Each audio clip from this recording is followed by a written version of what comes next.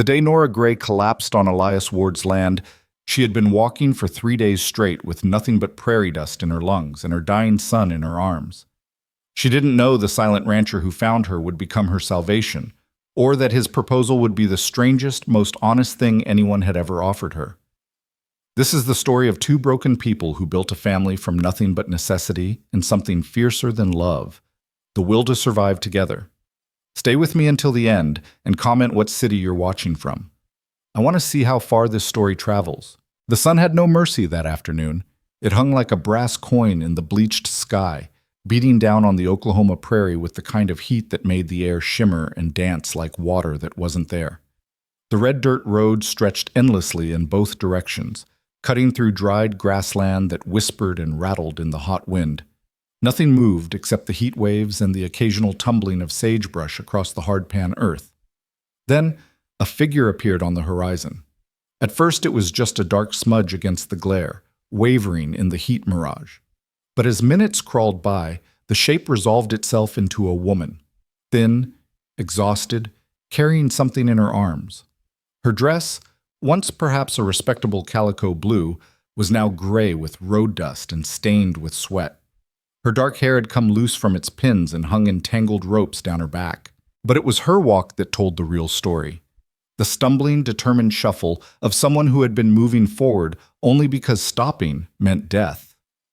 Nora Gray had been walking for 3 days. 3 days since the boarding house in Tulsa had thrown her out for lack of payment. 3 days since she'd spent her last nickel on a piece of bread she'd softened with water and fed to her son in tiny portions. 3 days since she'd slept anywhere but the side of the road, curled around her boy to keep the night chill off him. Her arms ached with the weight of him. Tommy was 4 years old and small for his age. Hunger had seen to that. But even a small child becomes heavy after miles of carrying. His head lolled against her shoulder, his breathing shallow and hot. Fever. He'd been burning up since yesterday evening, and Nora had no medicine, no money, no way to help him except to keep walking towards something, anything that might offer shelter. "Mama," Tommy whimpered against her neck. His voice was barely a whisper. "Mama, I'm thirsty." "I know, baby, I know." Nora's own voice cracked. Her lips were split and bleeding, her throat so dry that swallowing felt like dragging sandpaper down her gullet.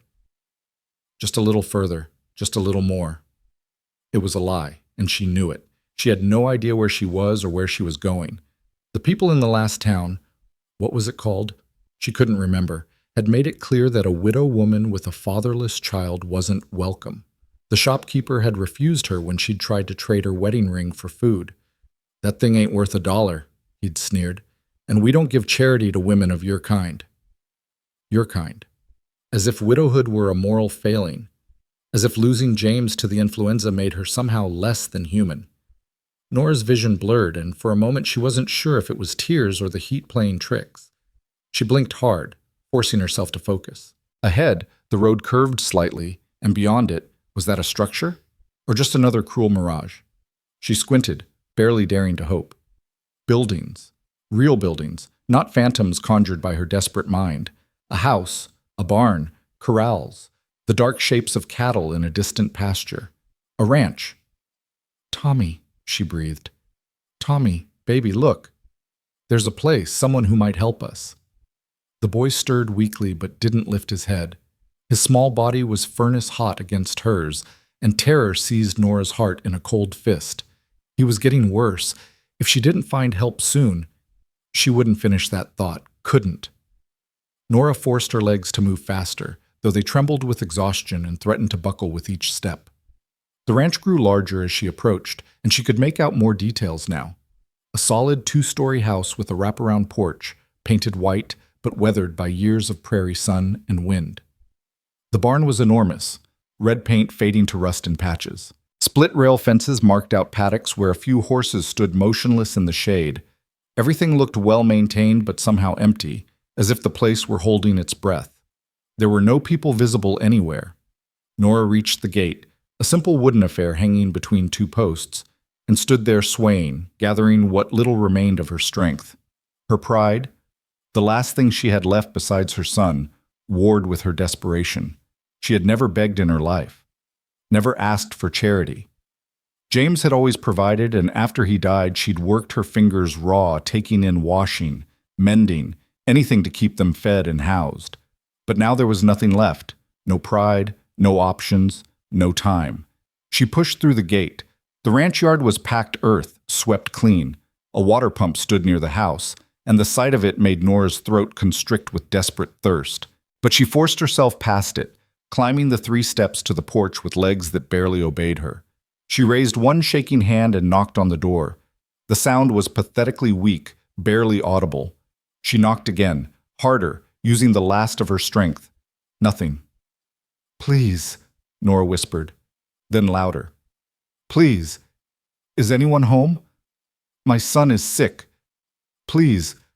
I just need—" Her legs gave out. She caught herself on the porch railing, but the movement jostled Tommy, and he cried out, a thin, painful sound that cut through her like a knife. Nora's knees hit the wooden planks hard enough to bruise, but she barely felt it. She was beyond feeling anything but terror for her child. "Please," she sobbed, not even sure anymore if she was calling to the empty house or to God himself. "Please, somebody help us." The barn door opened. The sound of it, the creak of old hinges, the scrape of wood on wood, made Nora's head snap up. A man stood in the barn's shadowed entrance, tall and broad-shouldered, his face obscured by the brim of a weather-beaten hat. For a long moment he didn't move, and Nora had the irrational thought that perhaps he wasn't real, that desperation had finally broken her mind and conjured help where none existed. Then he stepped forward into the sunlight, and she saw him clearly. He was perhaps 40, with the weathered, sun-darkened skin of a man who'd spent his life outdoors. His face was all hard angles, sharp cheekbones, a strong jaw shadowed with stubble, a straight nose that looked like it had been broken once and healed slightly crooked. But it was his eyes that struck her, dark and watchful, holding an expression she couldn't quite read. Not hostile, but not welcoming either. Guarded, she thought, like a man who'd learned not to trust easily.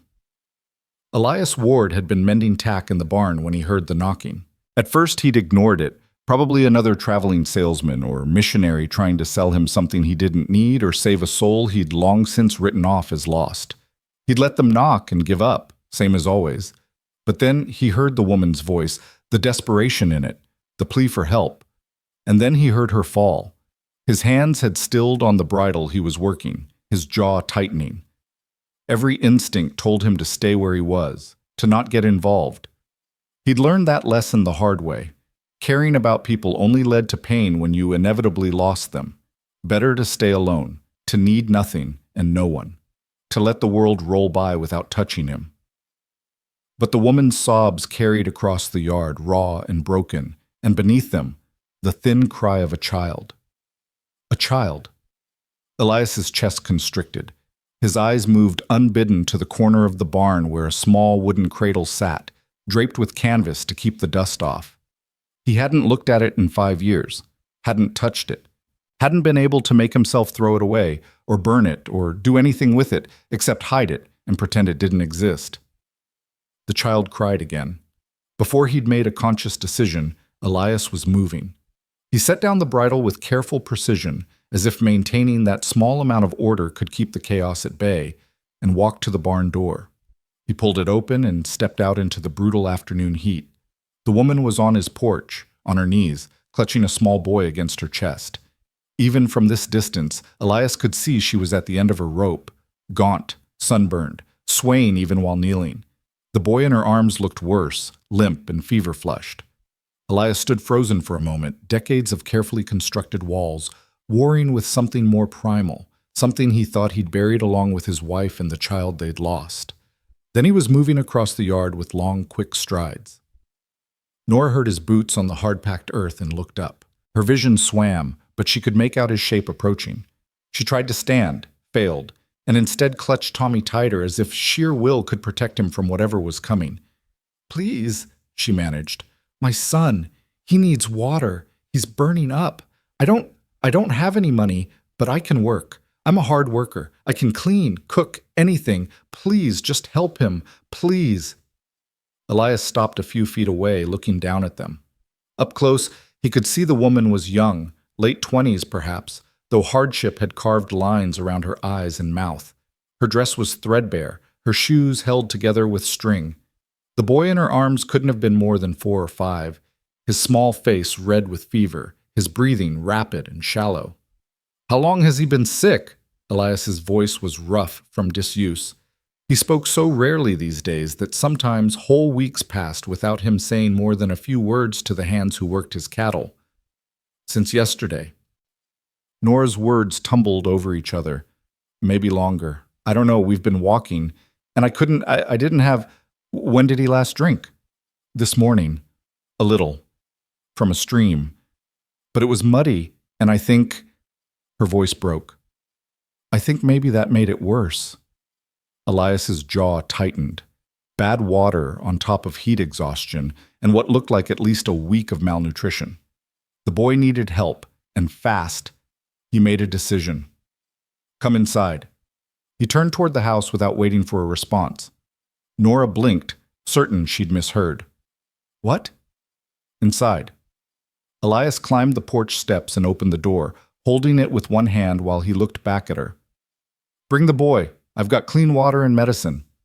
For a heartbeat, Nora didn't move. She'd learned to be wary of men who offered help. There was almost always a price, and it was rarely one she could afford to pay. But Tommy whimpered against her neck, his small body shaking with chills despite the heat, and she realized she was out of choices. She struggled to her feet, her legs nearly giving out again. Elias watched her sway, then set his jaw and came back down the steps. Without a word, he bent and scooped Tommy out of her arms with surprising gentleness for such a large man. "Wait!" Nora's maternal instinct flared despite her exhaustion. "What are you... Your boy needs water and medicine, and you're about to collapse. Unless you want both of you dead on my porch, move." His tone was brusque, but not unkind. Tommy didn't even stir at the transfer, his small body limp in Elias's arms. That more than anything convinced Nora to follow the stranger into his house. The interior was dim and blessedly cool after the inferno outside. Nora had a vague impression of simple furniture, everything clean but Spartan, before Elias was moving through the front room toward what looked like a kitchen. He shouldered through a door, and Nora followed on shaking legs. The kitchen was large, dominated by a cast-iron stove and a sturdy table. Elias laid Tommy on the table with careful precision, then moved to a pump at the sink. He worked the handle, and after a few creaking protests, clear water gushed forth. He filled a tin cup and brought it back to the table. "Hold his head," he instructed Nora. She obeyed, cradling Tommy's skull gently while Elias brought the cup to the boy's cracked lips. Water dribbled into his mouth, and for a terrible moment, Tommy didn't respond. Then his throat worked in a weak swallow, and he made a small sound, almost a whimper of relief. "That's it," Elias murmured, his voice dropping to something softer. "Easy now, not too fast." He let the boy drink in small sips, patient and unhurried. Nora watched his hands, large, calloused, scarred from years of ranch work, handle her son with unexpected tenderness. When Tommy had drunk perhaps half the cup, Elias pulled it away despite the boy's weak protest. "Too much at once will make him sick," he explained, setting the cup aside. He placed a broad hand on Tommy's forehead and his mouth tightened. "He's burning up.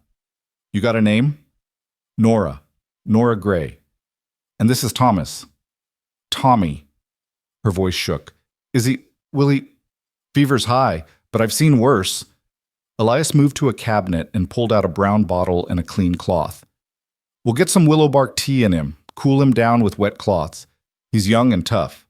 Should pull through." Should, not will. But it was more hope than Nora had allowed herself in days, and she clung to it like a lifeline. Elias worked with quiet efficiency, steeping the willow bark in hot water, then cooling it enough for the boy to drink.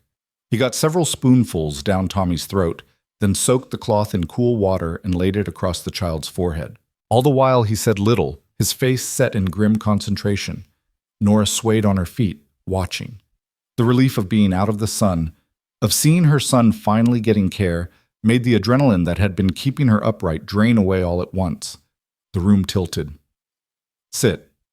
Elias's hand closed around her elbow, steadying her. He guided her to a chair with the same careful handling he'd shown Tommy. "When did you last eat?" Yesterday? No, the day before. I had some bread, but I gave most of it to Tommy." The words came out thick and slow, her mind fogging now that the immediate crisis was being managed by someone else. Elias said nothing, but his expression darkened. He moved to the stove, where a pot sat with what smelled like beef stew. He ladled out a bowl, set it in front of her with a spoon, and simply said, "Eat." Pride flickered weakly in Nora's chest. "I can't. I don't have money to pay you. Not now, but I meant what I said. I can work. I'm strong, and I'm good with eat first, talk after." Elias's tone brooked no argument. Nora looked down at the bowl. The stew was thick with vegetables and chunks of beef, and the smell of it made her stomach clench with desperate hunger. Her hand shook as she picked up the spoon. The first bite was transcendent. She barely tasted it before swallowing, then took another and another. Some distant part of her knew she should eat slowly, that her empty stomach might rebel, but she couldn't stop. She was halfway through the bowl before she realized she was crying, tears dripping silently into the stew. Elias had turned away, ostensibly to check on Tommy again, but really to give the woman some privacy for her breakdown. He refreshed the cloth on the boy's forehead, checked his breathing, and tried to ignore the sound of quiet weeping behind him. He didn't like this. Didn't like having people in his house, disrupting the careful emptiness he'd cultivated. Didn't like the way the boy's small face reminded him of things he'd worked years to forget. Didn't like the protective instinct that had surged through him when he'd seen them collapsed on his porch. But he couldn't turn them away. Whatever his failings, and Lord knew he had plenty, Elias Ward had never been the kind of man who could ignore someone in need, even if it would be easier, even if it would hurt less. Behind him, Nora's crying subsided to hiccuping breaths. "I'm sorry," she whispered. "I'm so sorry. I don't normally—" "Finish eating," Elias said, still not turning around. "Then you can tell me how you ended up on my land half dead with a sick child." It wasn't a question, but it wasn't cruel either. Just a statement of fact, delivered in that same flat, emotionless tone he seemed to use for everything. Nora finished the stew, scraping the bowl clean with shaking hands. The food sat heavy and warm in her stomach, making her realize just how close to the edge she'd been. Another day, maybe two, and she would have collapsed for real, and Tommy would have— She couldn't finish that thought. "Thank you," she said quietly. Words aren't enough, but thank you." Elias finally turned back to her. His dark eyes studied her for a long moment, taking in her gaunt face, her worn-down appearance, the desperate gratitude written in every line of her body. Then he nodded once, sharp and brief. "Your boy will sleep for a while. The willow bark will help the fever come down, but he needs rest and more water when he wakes. You look like you could use the same." "I can sleep in the barn," Nora said quickly. "I don't want to impose, and I meant what I said about working. Just tell me what needs doing, and There's a spare room upstairs, take it." Elias moved toward the kitchen door, clearly ending the conversation. "We'll talk about work and payment when you're both recovered. For now, just rest." "But Mrs. Gray?" He paused at the doorway, his back to her. "I'm not a good man, and I'm not kind. But I'm practical. You and your boy are no use to me, dead or sick. So you'll rest, you'll recover, and then we'll figure out what comes next. Understand?" It was the longest speech he'd made, and it was delivered in that same flat tone, as if he were discussing the weather or the price of cattle. But something in it, maybe the brutal honesty, maybe the acknowledgement that there would be a "what comes next," made Nora's throat close up. "I understand," she managed. "Good." Elias walked out, his boots heavy on the wooden floor. Nora sat alone in the kitchen with her sleeping son on the table beside her, and for the first time in months, maybe years, allowed herself to believe that maybe, just maybe, they might survive after all. The spare room was small but clean, with a narrow bed, a washstand, and a window that looked out over the prairie. Elias had carried Tommy up and laid him on the bed while Nora followed, her legs barely making the stairs. He'd left them with fresh water, more willow bark tea, and instructions to call if the boy worsened. Then he'd retreated to the barn, where he belonged. Now, as the sun began its slow descent toward the horizon, Elias stood in the barn's dim interior and stared at nothing. His hands were busy. They were always busy, always working, always moving, because if they stopped, he'd have to think. cleaning and oiling tack that didn't need it. What the hell had he done? He'd promised himself after Sarah died that he wouldn't let anyone close again. Wouldn't care. Wouldn't risk the kind of gut-wrenching agony that came from loving someone and losing them. And for 5 years, he'd kept that promise. He'd run his ranch, worked until exhaustion made sleep possible, and avoided the town and its people as much as he could. And now he had a woman and child under his roof. A woman with haunted eyes and a desperation that reminded him too much of Sarah in those final days, when the fever took her and there was nothing he could do but watch her slip away. A boy with his son's coloring, burning with fever just like... No. Elias shut that thought down hard. Tommy wasn't his son, would never be his son. The boy was just a stranger's child who happened to get sick at the wrong time, and Nora Gray was just a woman who needed help. He'd give them a few days to recover, maybe offer her some work to earn supplies and money for wherever she was headed next, and then they'd be gone. That was the plan. Simple, practical, safe. So why did his chest feel tight every time he thought about them leaving? Fool, Elias muttered to himself, attacking a stirrup with the oil rag harder than necessary. Damn fool. Upstairs in the house, Nora sat beside Tommy's bed and watched her son sleep. The fever hadn't broken yet, but it hadn't gotten worse either, and his breathing seemed easier. She'd been sponging him with cool water every hour, getting him to drink when he stirred, following the rancher's instructions to the letter. The rancher. Elias Ward. She'd seen his name on a piece of mail on the kitchen table. She knew almost nothing about him, except that he lived alone, spoke little, and had saved their lives without asking for anything in return. Yet, Nora had learned that kindness usually came with a price tag. Men didn't just help women for nothing, especially not women like her, widowed, penniless, with a child and no prospects. There would be expectations. There were always expectations. But what choice did she have? She'd been at the end of her rope when she stumbled onto this ranch, and if Elias Ward wanted payment she couldn't afford, well, she'd figure that out when it came. For now, Tommy was safe and cool and sleeping in a real bed, and that was worth almost any price. Almost. Nora's hand drifted unconsciously to her throat, where James's ring hung on a thin chain. She'd been too afraid to wear it on her finger while traveling, afraid someone would steal it, or that she'd have to sell it. It was all she had left of her husband, of the life they'd built before the influenza swept through Tulsa like wildfire and took him in 3 days. "I'm trying, James," she whispered to the ring, to the memory of the man she'd loved. "I'm trying so hard to keep him safe. I don't know what I'm doing, but I'm trying."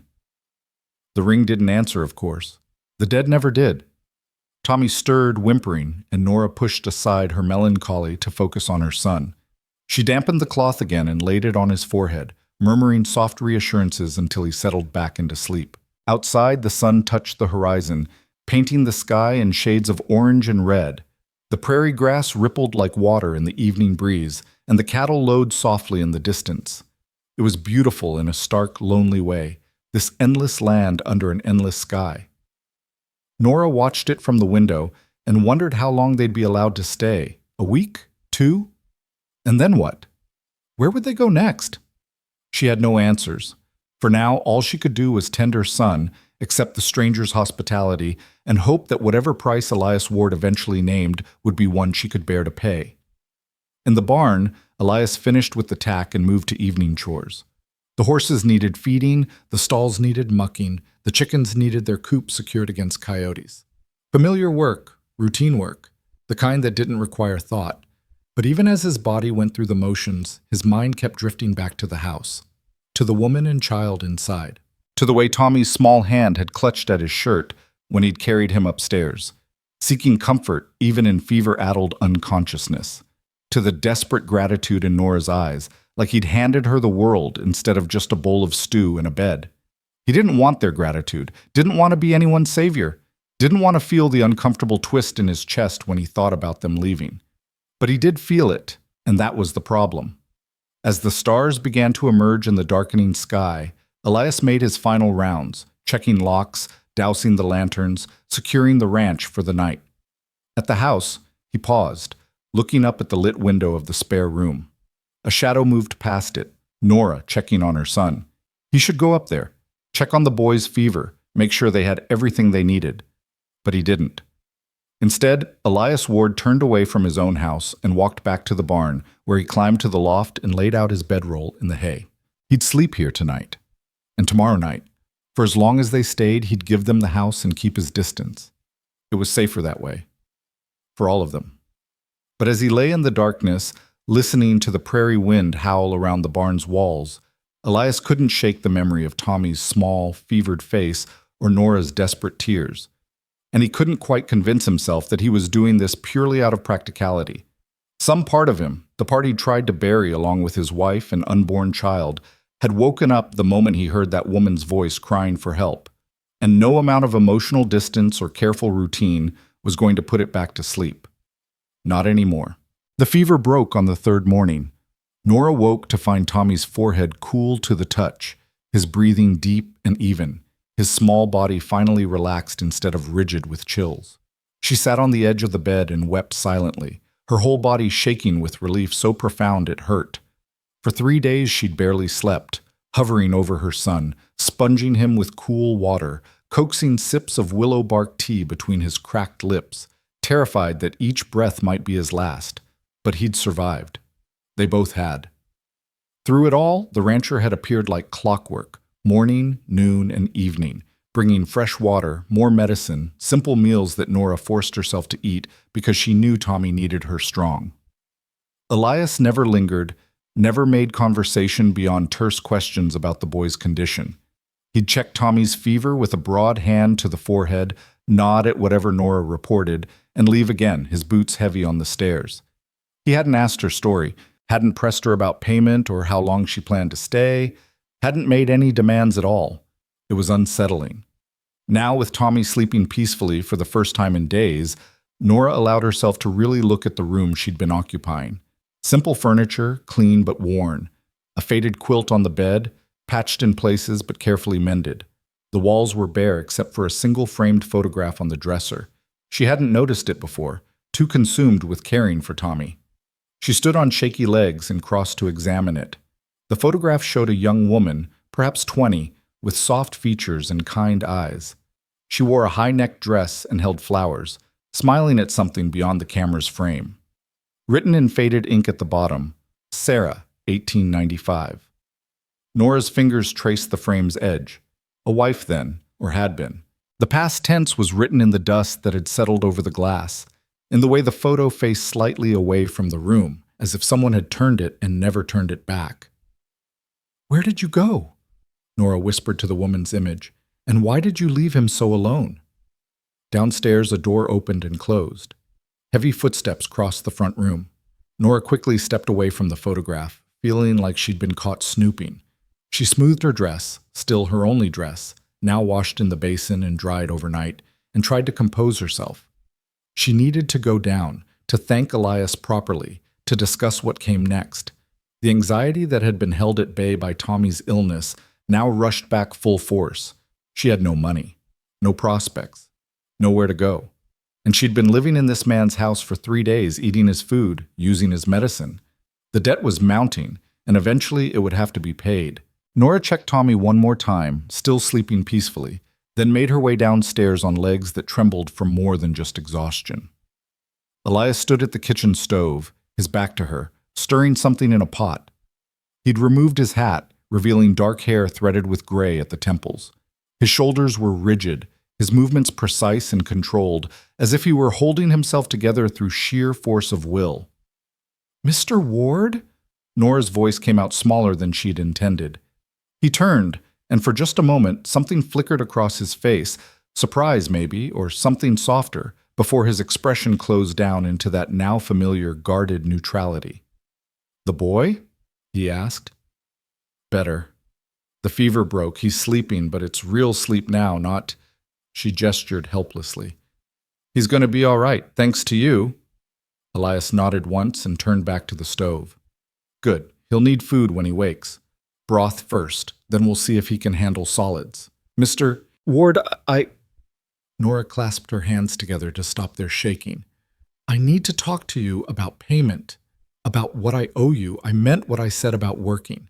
I'm strong, and I'm a hard worker. I can clean, cook, tend animals, whatever you need.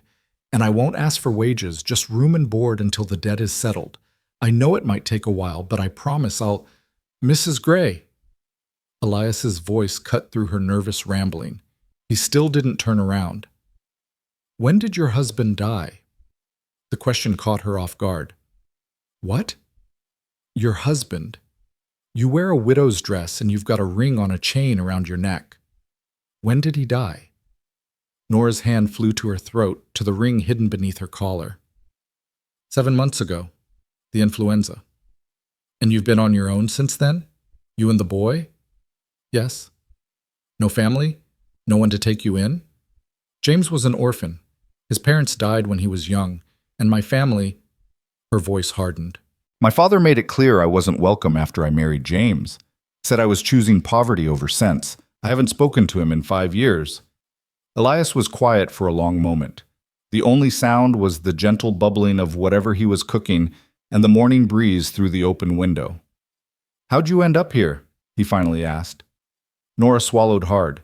She didn't want to tell this story, didn't want to relive the humiliation and desperation of the past months.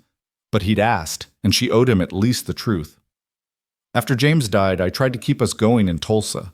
I took in washing, mending, whatever work I could find, but it wasn't enough. The boarding house wanted payment I couldn't make. They threw us out 2 weeks ago.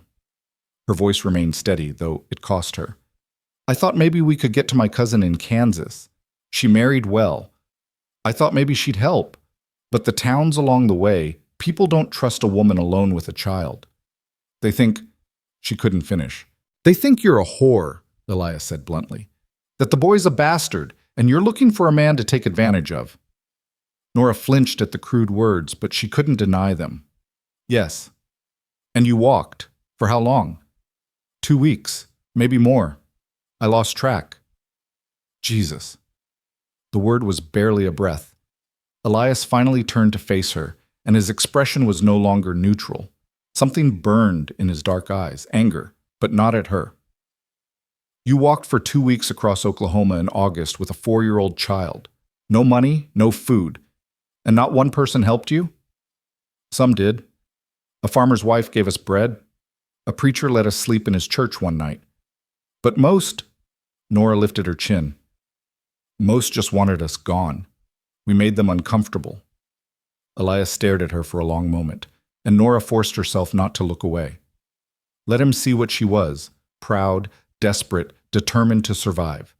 Let him make his judgment and name his price, and she'd pay it if she could. You'll work, Elias said finally, but not to pay off a debt. I'll pay you proper wages, same as I'd pay any hand, room and board included, and wages on top. You can save up, and when you've got enough to get wherever you're heading, you'll go. Fair? Nora blinked. She'd expected many things, but not this. I don't understand. Why would you— Because I need the help, Elias interrupted. Place this size doesn't run itself. I've got 3 hands who work the cattle and handle the heavy labor, but the house is a mess and I can't cook worth a damn. You can handle the domestic work, cooking, cleaning, laundry, the vegetable garden that's been dying for lack of attention. And the boy, when he's well, can help with light chores. Feeding chickens, gathering eggs, that sort of thing. It's practical, that's all. But it wasn't all, and they both knew it. Practical would be sending them on their way with a few supplies and a pointed reminder that he wasn't a charity. This was something else, something that made Elias's jaw tight and his eyes avoid hers. Still, Nora wasn't fool enough to question good fortune when it appeared. That's more than fair, Mr. Ward. Thank you. Elias, he said gruffly, if you're staying and working, we might as well use first names. Then you should call me Nora. He nodded, then gestured to the pot on the stove. Chicken broth. When the boy wakes, get some in him. There's bread in the box there, and eggs if you want to make breakfast. I've got work to do. He was moving toward the door, fleeing, really, when Nora's voice stopped him. Elias? He paused but didn't turn around. Why are you doing this? And please don't say it's just practical. His shoulders tensed. For a long moment, Nora thought he wouldn't answer. Then, quietly, almost too quietly to hear, because nobody helped her either, when the fever took her. And I couldn't save her. Before Nora could respond, before she could ask who her was, Though she thought she knew, Elias was gone, the screen door banging shut behind him. Nora stood alone in the kitchen of a stranger's house that was somehow now hers to manage, and felt tears prick her eyes again. Not from sadness this time, but from the overwhelming realization that maybe, just maybe, there were still good people in the world, or at least people who'd known enough pain to recognize it in others. The rest of that first week passed in a careful dance of coexistence. Tommy recovered quickly, as children do, going from deathly ill to restless in the space of a few days. By the end of the week, he was begging to go outside. And Nora, after getting Elias's gruff approval, let him explore the ranch yard under strict instructions not to wander far.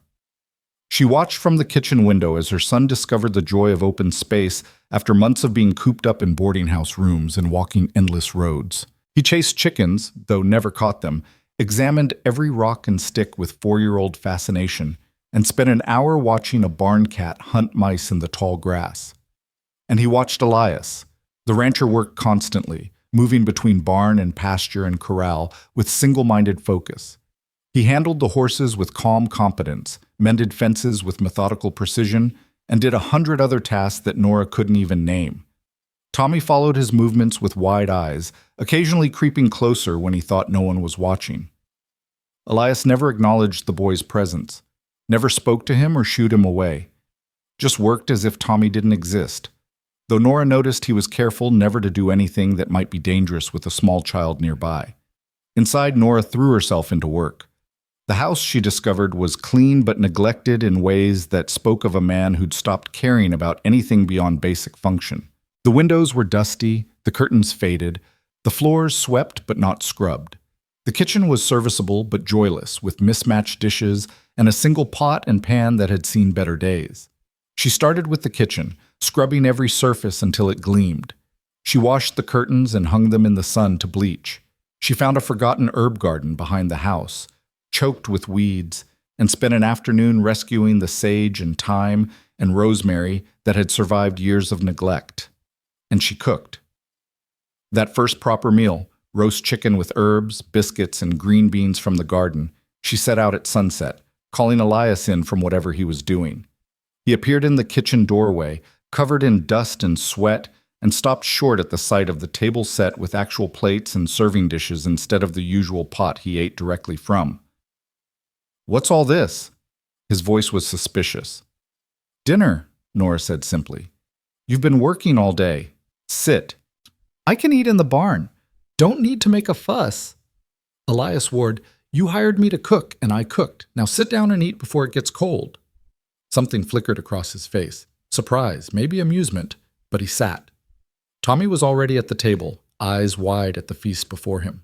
The boy had eaten nothing but broth and soft bread for days, and the sight of real food made him nearly vibrate with excitement. "Mama, can I have a biscuit? Mama, look how big the chicken is. Mama?" "Tommy, hush and let Mr. Ward say grace." Both males looked at her in surprise. "What?" Tommy asked. Elias cleared his throat. "Haven't said grace in years, Nora." "Well, then it's past time you started." She folded her hands and bowed her head, leaving them no choice but to follow suit. The prayer was simple. Thanks for food, for health, for shelter. When Nora finished, she looked up to find Elias staring at his plate with an unreadable expression. "Something wrong?" she asked. "No, just—" He shook his head. "This looks like something Sarah would have made." It was the first time he'd spoken his wife's name aloud in Nora's presence.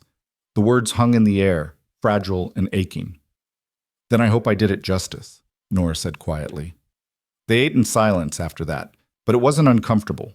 Tommy chattered occasionally, and Nora responded, and gradually, Elias's rigid posture eased. By the end of the meal, he'd cleaned his plate twice, and when Nora offered him a third serving, he actually almost smiled. "You weren't lying about being able to cook," he said.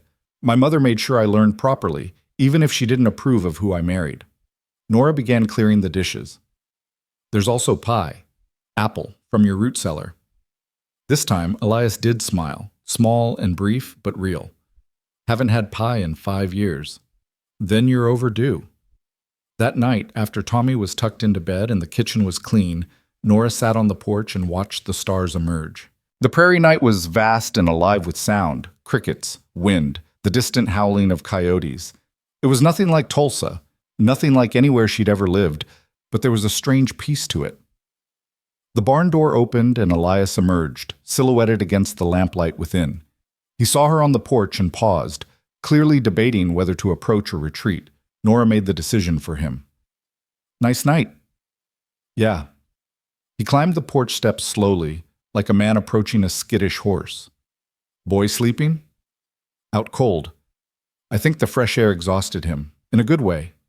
Elias nodded and leaned against the porch railing, his gaze on the dark horizon. They stood in silence for a while, neither quite comfortable but not uncomfortable either. "Can I ask you something?" Nora finally ventured. "Depends what it is."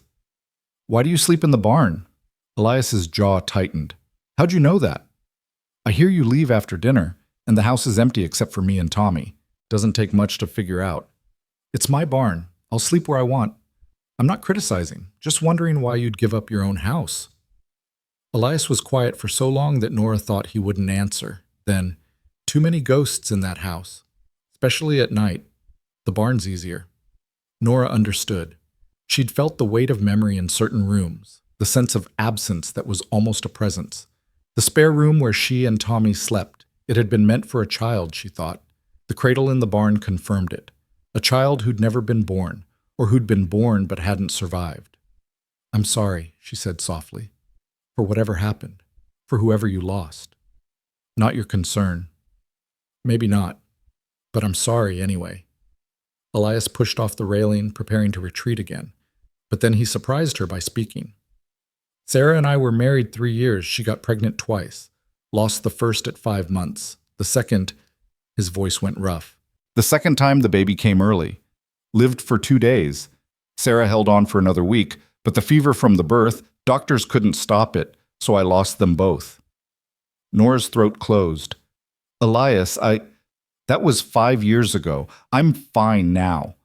The words were clipped, defensive. "Just don't like sleeping in a house that still feels like hers. That's all. The barn suits me fine." He walked away before she could respond, disappearing into the darkness beyond the porch light. Nora sat alone with the weight of his grief, understanding now why he'd helped them, why he'd looked at Tommy's fevered face with such tight-jawed intensity, why he'd given them everything and asked for nothing. He was trying to save them because he hadn't been able to save his own family.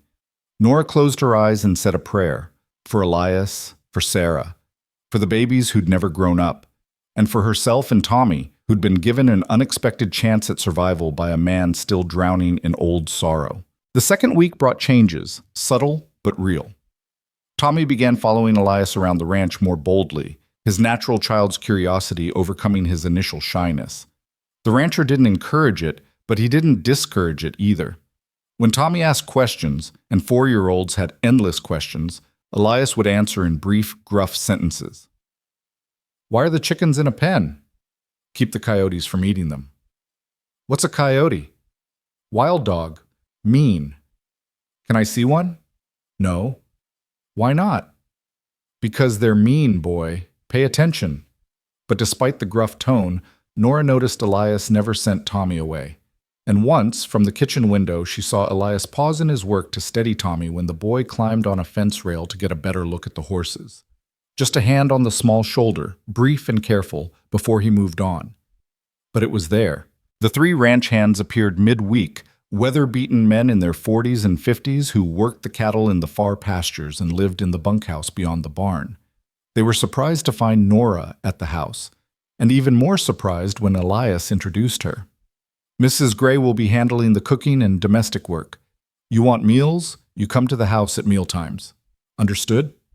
The men, Hank, Pete, and old Charlie, nodded and murmured their ma'ams with varying degrees of curiosity and approval. Hank, the youngest, had a kind face that crinkled when he smiled at Tommy. Pete was reserved, watching Nora with neutral assessment. Charlie just looked grateful that someone besides Elias would be cooking.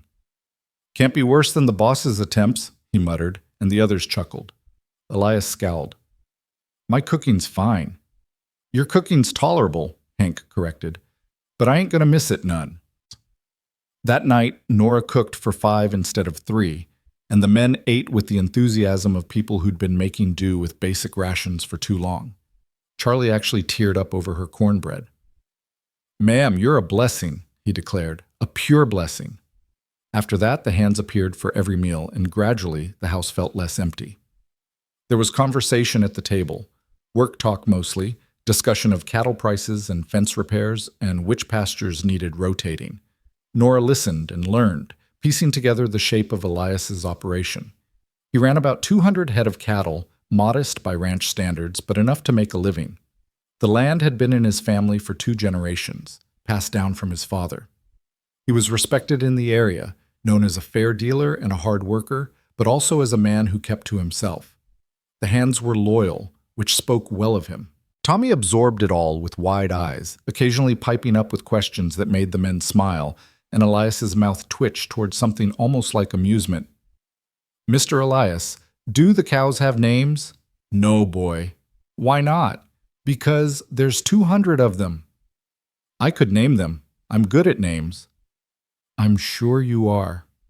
"That one could be Bessie, and that one could be—" "Eat your dinner, Tommy," Nora interrupted gently, hiding her smile. As the days passed, Nora fell into a rhythm. Rise before dawn to start breakfast. Feed the chickens while the coffee brewed. Prepare meals, clean the house, tend the garden. Wash clothes in the big copper basin behind the house and hang them in the sun. Mend work shirts with patches on patches. Bake bread every other day, filling the house with yeast and warmth. It was hard work, but it was honest work. And for the first time since James died, Nora felt useful. Felt like she had a purpose beyond simple survival. And every week, Elias left her wages on the kitchen table. More than fair, calculated down to the penny. Nora saved every cent in a small cloth bag hidden in her room, watching it slowly grow. Her nest egg. Her ticket to somewhere else, eventually.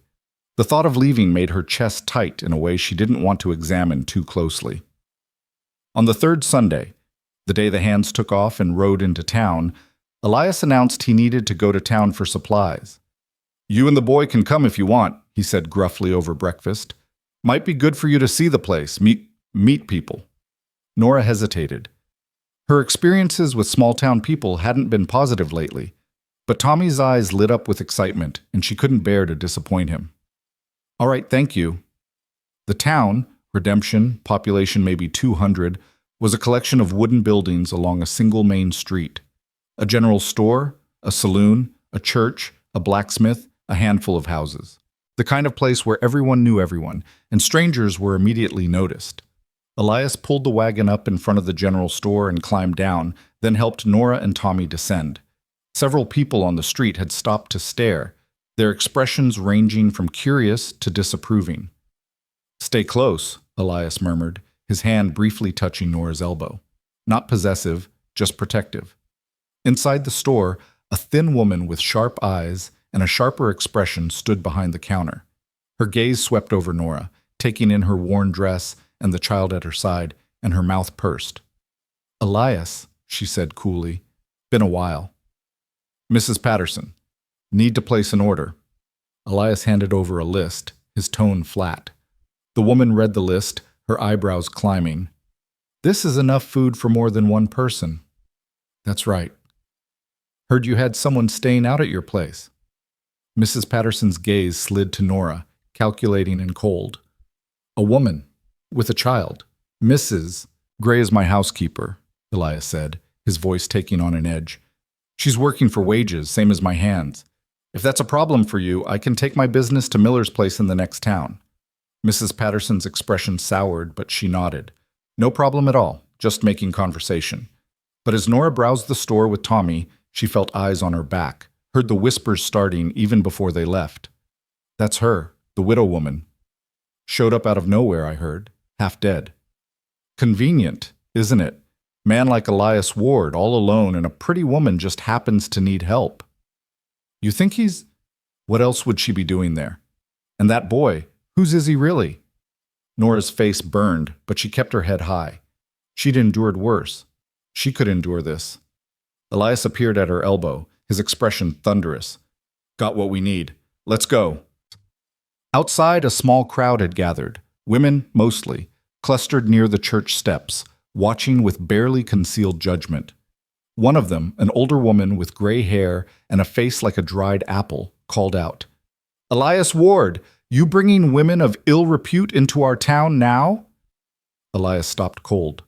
Nora grabbed his arm, feeling the tension coiled in his muscles. "Don't," she whispered. "It'll only make it worse." But Elias shook her off gently and turned to face the women. When he spoke, his voice carried across the street, cold and hard as iron.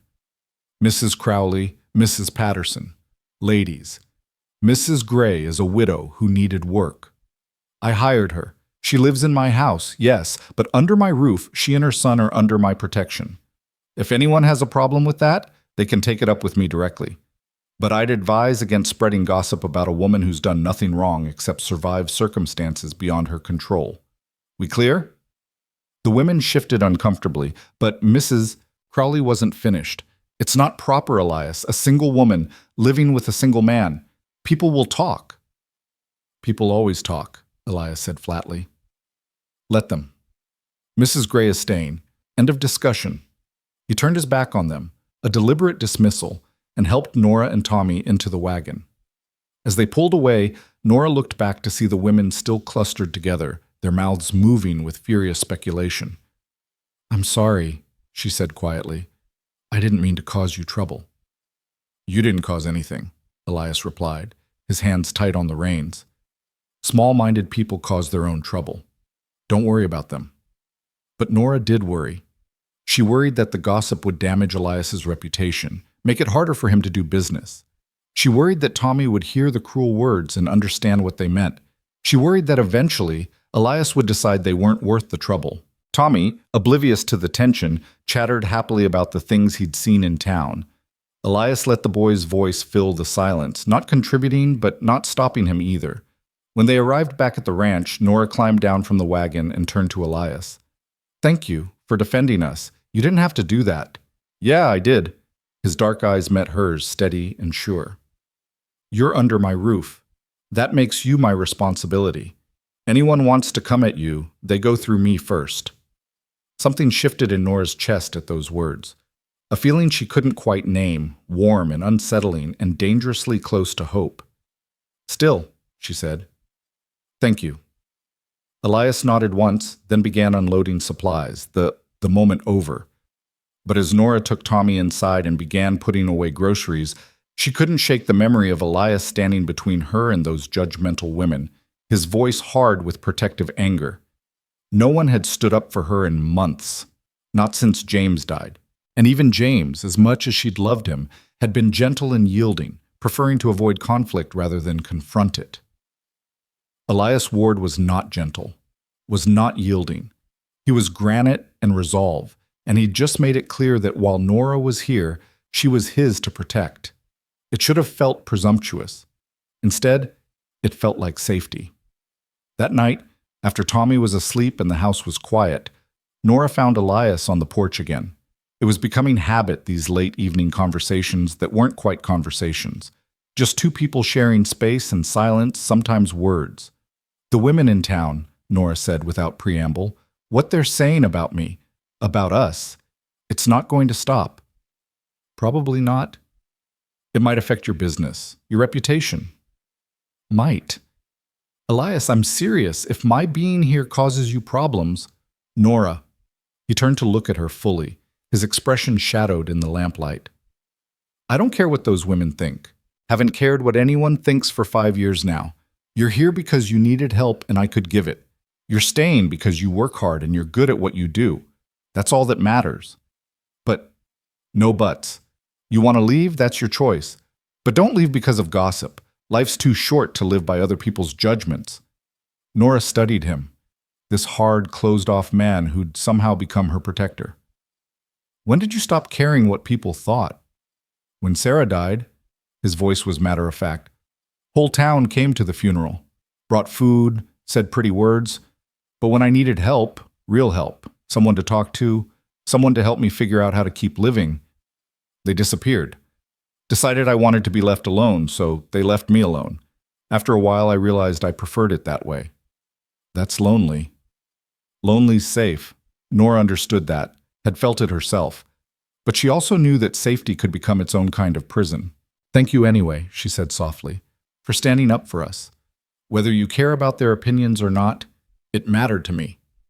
Elias nodded, then pushed off the railing. Better get some sleep. Early day tomorrow. But before he could leave, Tommy's voice called from inside. Mama? Nora hurried in to find her son sitting up in bed, his small face creased with worry. What is it, baby? I had a bad dream about the walking, about being hot and thirsty. Oh, sweetheart. Nora gathered him close. That's all over now. We're safe here. But what if we have to leave? What if we have to walk again? We won't.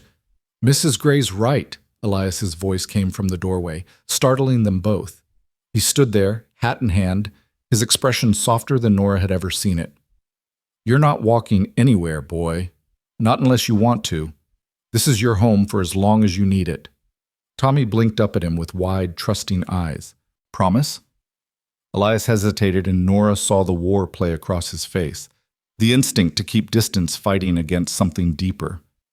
Then he stepped into the room and knelt beside the bed, bringing himself down to Tommy's level. I promise, he said quietly. Your mama works for me, which means you both stay here. Safe. Understood? Yes, sir. Tommy's whole body relaxed.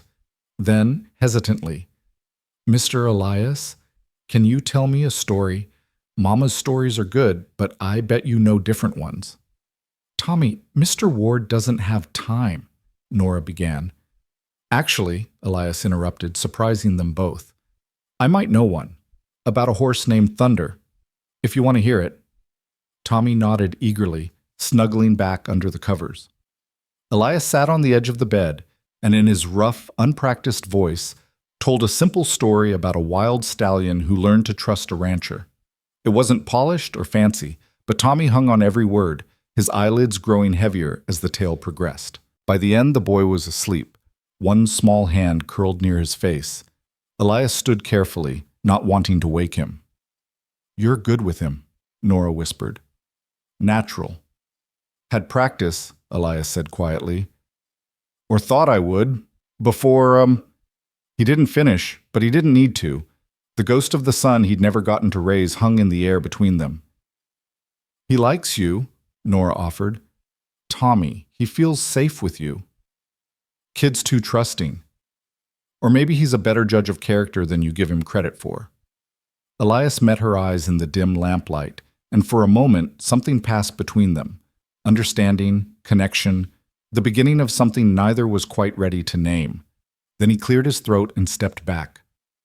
Good night, Nora. Good night, Elias. He left, his footsteps fading down the stairs and out into the night. Nora sat beside her sleeping son and felt the walls around her heart, walls she'd built after James died, walls designed to protect her from more pain, begin to crack just slightly.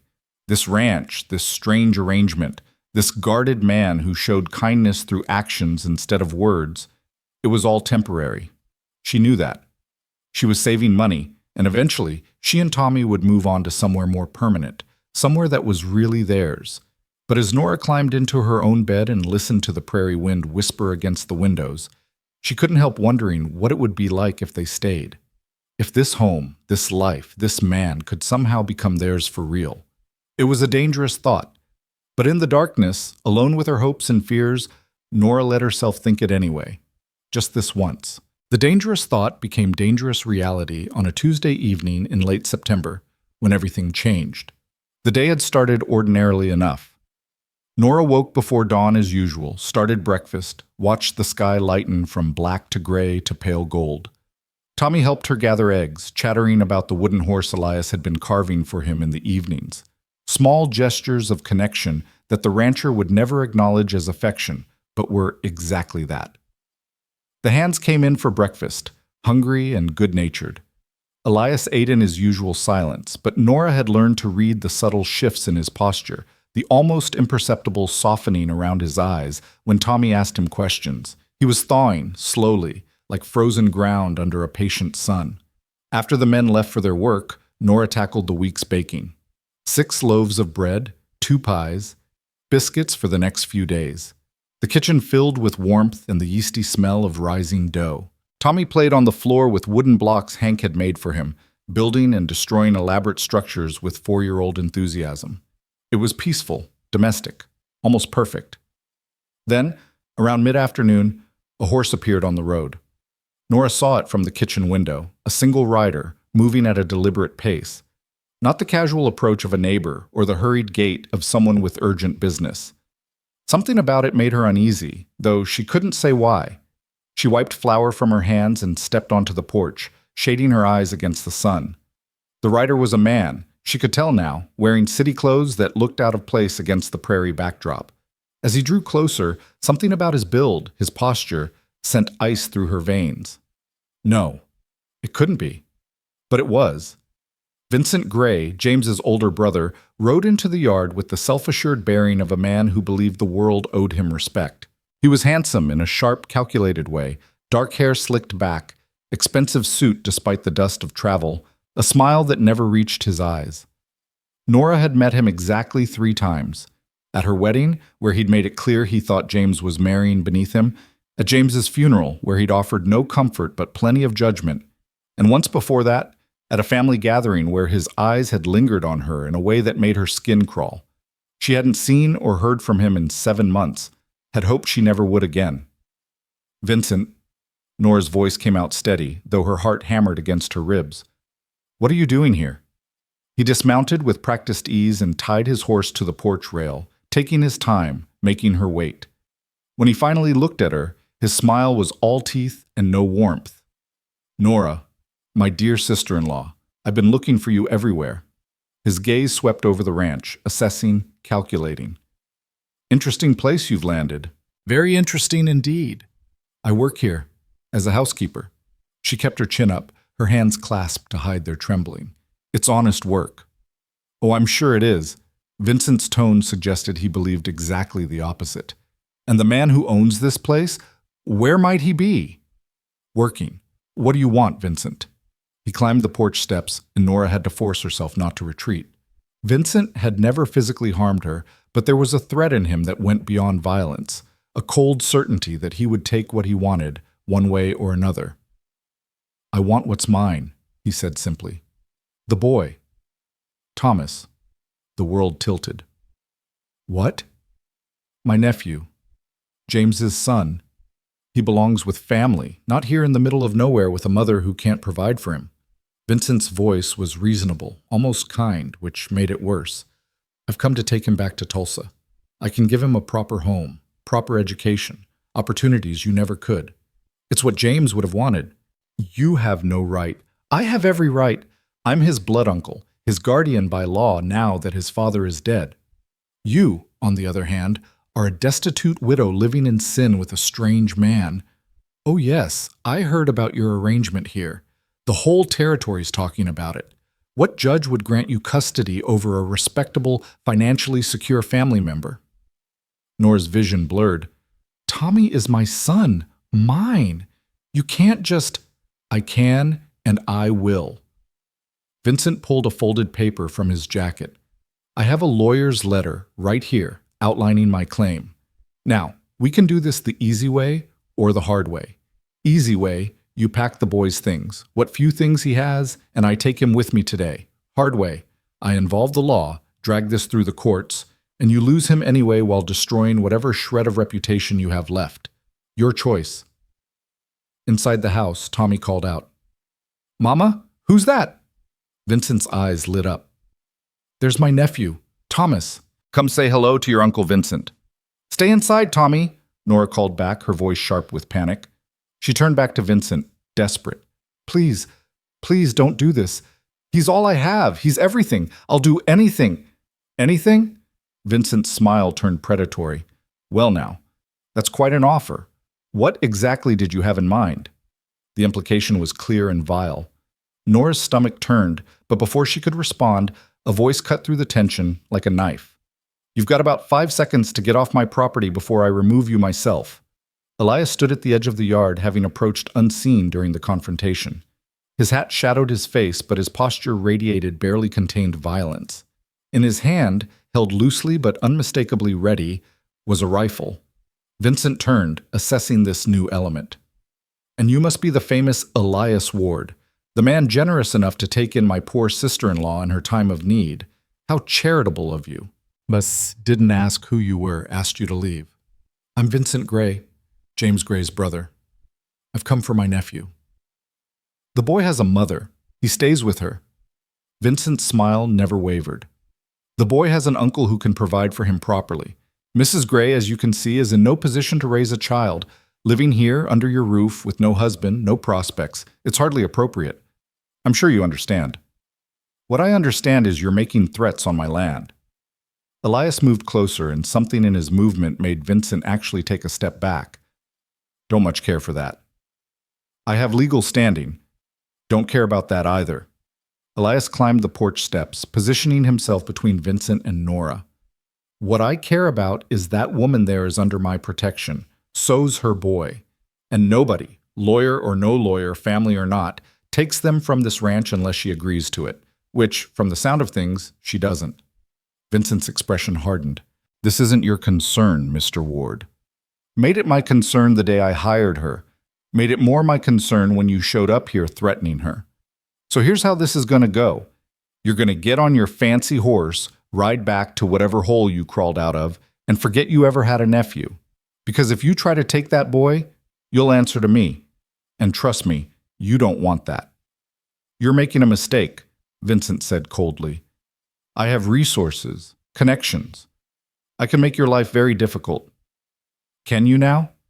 Elias's tone was almost conversational. Well, I've got 300 acres, a rifle, and no patience for city men who think they can come out here and push people around. Reckon we'll see whose resources matter more. For a long moment, the men stared at each other. Vincent's confidence had cracked just slightly, but there was something else in his eyes now, calculation. He was reassessing, planning his next move. Fine, he said finally. I'll leave.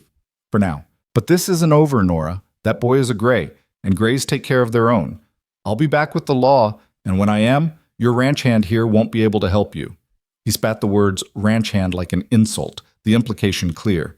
Elias's jaw tightened, but he didn't rise to the bait. You know where the road is. Vincent mounted his horse, but before he rode off, he looked directly at Nora. Think about what's best for Thomas, Nora. Think about what James would have wanted. I'll give you 1 week to come to your senses. After that, I'm filing papers with the territorial court. He wheeled his horse and rode off at a gallop, leaving dust and dread in his wake. Nora's legs gave out.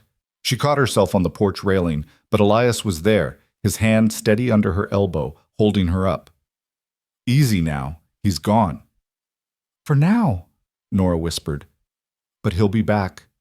He meant it, Elias. He'll take Tommy. He'll use the law, use my reputation, use everything against me, and I don't have the money for a lawyer. I don't have any way to fight him, and he's right, isn't he? A judge will look at me, a widow, working as a housekeeper, living here with you, and they'll give Tommy to Vincent because he has money and respectability, and I have nothing. Stop. Elias's voice was firm. Breathe. You're spiraling. Nora tried, but panic had its claws in her. You don't understand. Vincent isn't a good man. He doesn't want Tommy out of love or duty. He wants him because James inherited some money from their parents, and Tommy is James's heir. Vincent thinks if he has custody of Tommy, he can control that inheritance until Tommy comes of age. He'll put my son in some boarding school and drain every penny James left behind, and Tommy will grow up thinking his mother abandoned him. Then we won't let that happen. How? Nora's voice broke. How do we stop him? You heard him. He has lawyers, connections, the law on his side. And what do I have? A job that barely pays enough to save for rent somewhere else, let alone court fees. A reputation that's been dragged through the mud by town gossip. No husband, no family willing to help. What defense do I possibly have? Elias was quiet for a long moment, his dark eyes fixed on the horizon where Vincent had disappeared. When he spoke, his voice was carefully controlled, as if he were testing each word before releasing it. You could have a husband. Nora's head snapped up. What? A husband changes everything. Judge looks at a married couple running a successful ranch versus a bachelor uncle who's never shown interest in the boy until now. Custody goes to the parents. Simple as that. But I'm not married. James is dead, and I'm not. Realization hit her like cold water. Wait, are you suggesting practical solution? Elias interrupted, his tone flat, businesslike. You need a home. I need an heir. We can save each other.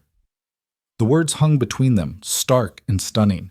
Nora stared at him, trying to process what he was offering.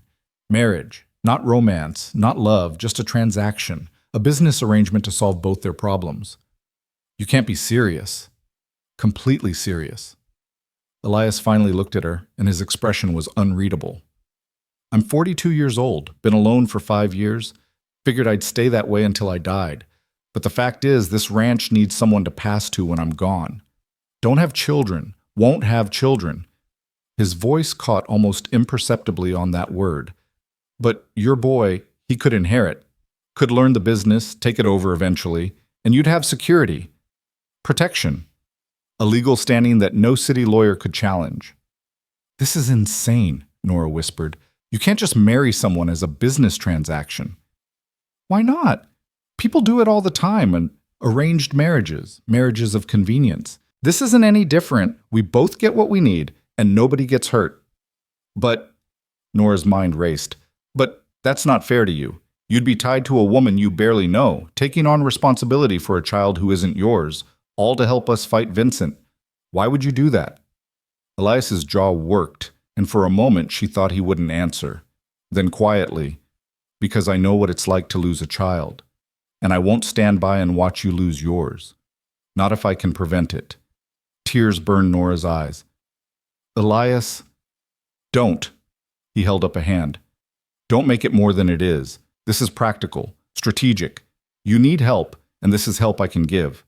That's all. But it wasn't all, and they both knew it. This was a man who'd held himself apart for 5 years, who'd built walls so high nothing could reach him, offering to tear those walls down for people he'd known only a few weeks. It was monumental and terrifying and impossibly generous. I can't ask you to sacrifice yourself for us, Nora said softly. You're not asking. I'm offering. There's a difference. But marriage it's permanent. If you're doing this just to help me, you'd be trapped. Nora. Elias's voice was gentle for the first time since she'd known him. I've been trapped in grief for 5 years. This isn't trap. This is purpose. Something to build instead of something to mourn. If you can live with that, then we have a deal. Inside the house, Tommy called again, his voice tinged with worry. Mama, is everything okay? Nora looked toward the door, toward her son, the center of her universe, then back to Elias, this hard, broken man who was offering her salvation in the most unexpected way possible. I need to think about this, she said finally. It's not a decision I can make in 5 minutes. Fair enough, but Vincent gave you a week. After that, he's coming back with lawyers and court orders, so think fast. He walked away back toward the barn, leaving Nora alone with the weight of an impossible choice. The next 3 days were agony. Nora moved through her tasks in a daze, her mind spinning with possibilities and consequences. Marriage to Elias would solve the immediate problem. Vincent couldn't claim Tommy if she had a husband, especially not one with Elias's standing in the community. The ranch hands respected him.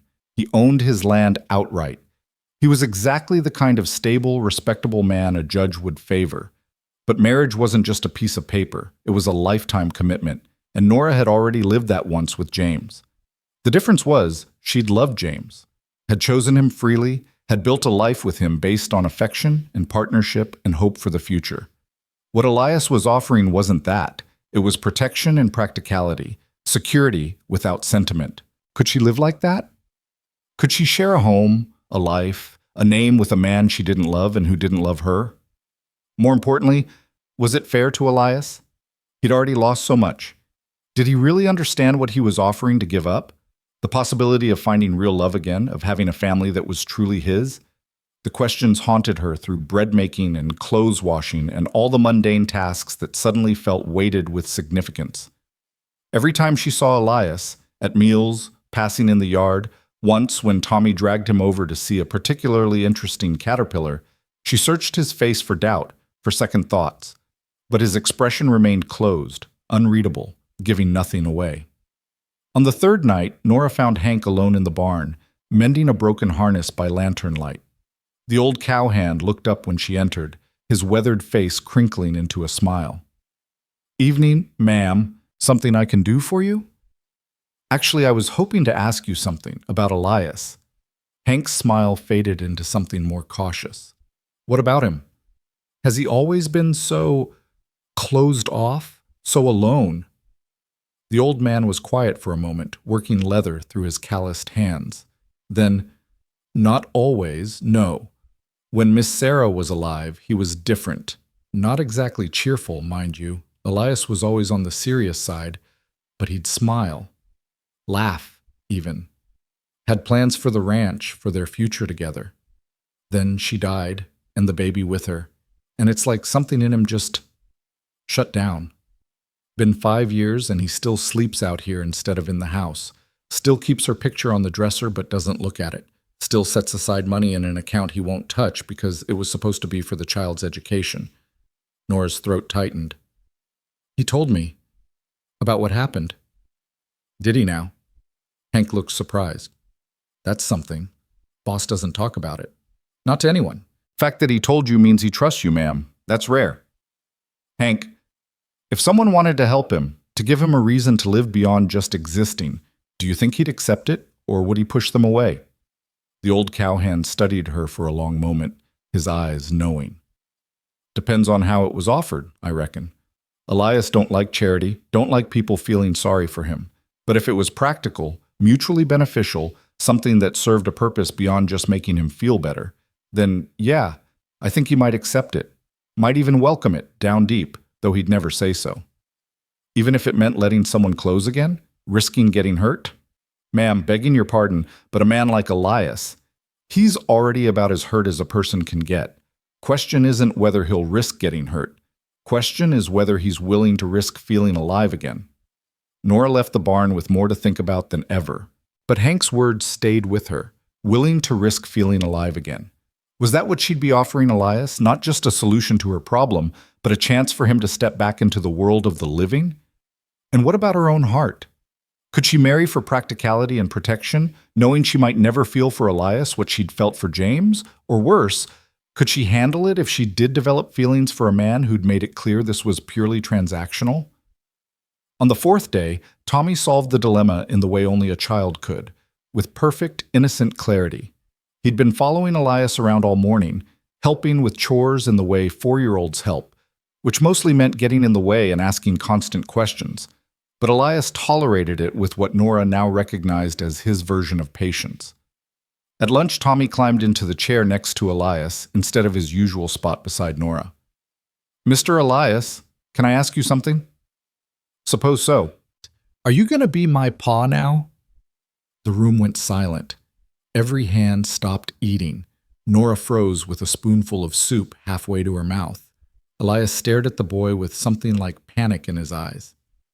"What makes you think that, son?" "'Cause you take care of us. And you live here with us. And you carved me a horse. And you told me a story when I had bad dreams. That's what pa's do, right? So I thought maybe you were going to be mine." Nora found her voice. "Tommy, sweetheart, Mr. Ward is just being kind. He's not—" "Would you want that?" Elias interrupted, his eyes still locked on Tommy's face. "A pa like me?" Tommy nodded vigorously. "You're strong, and you know everything about horses and cows, and you don't get mad when I ask questions, and you make Mama smile sometimes even though she tries to hide it. So yeah, I'd like that lots."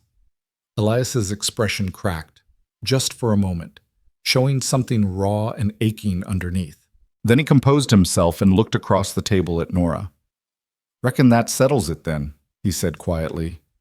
"If you'll have me."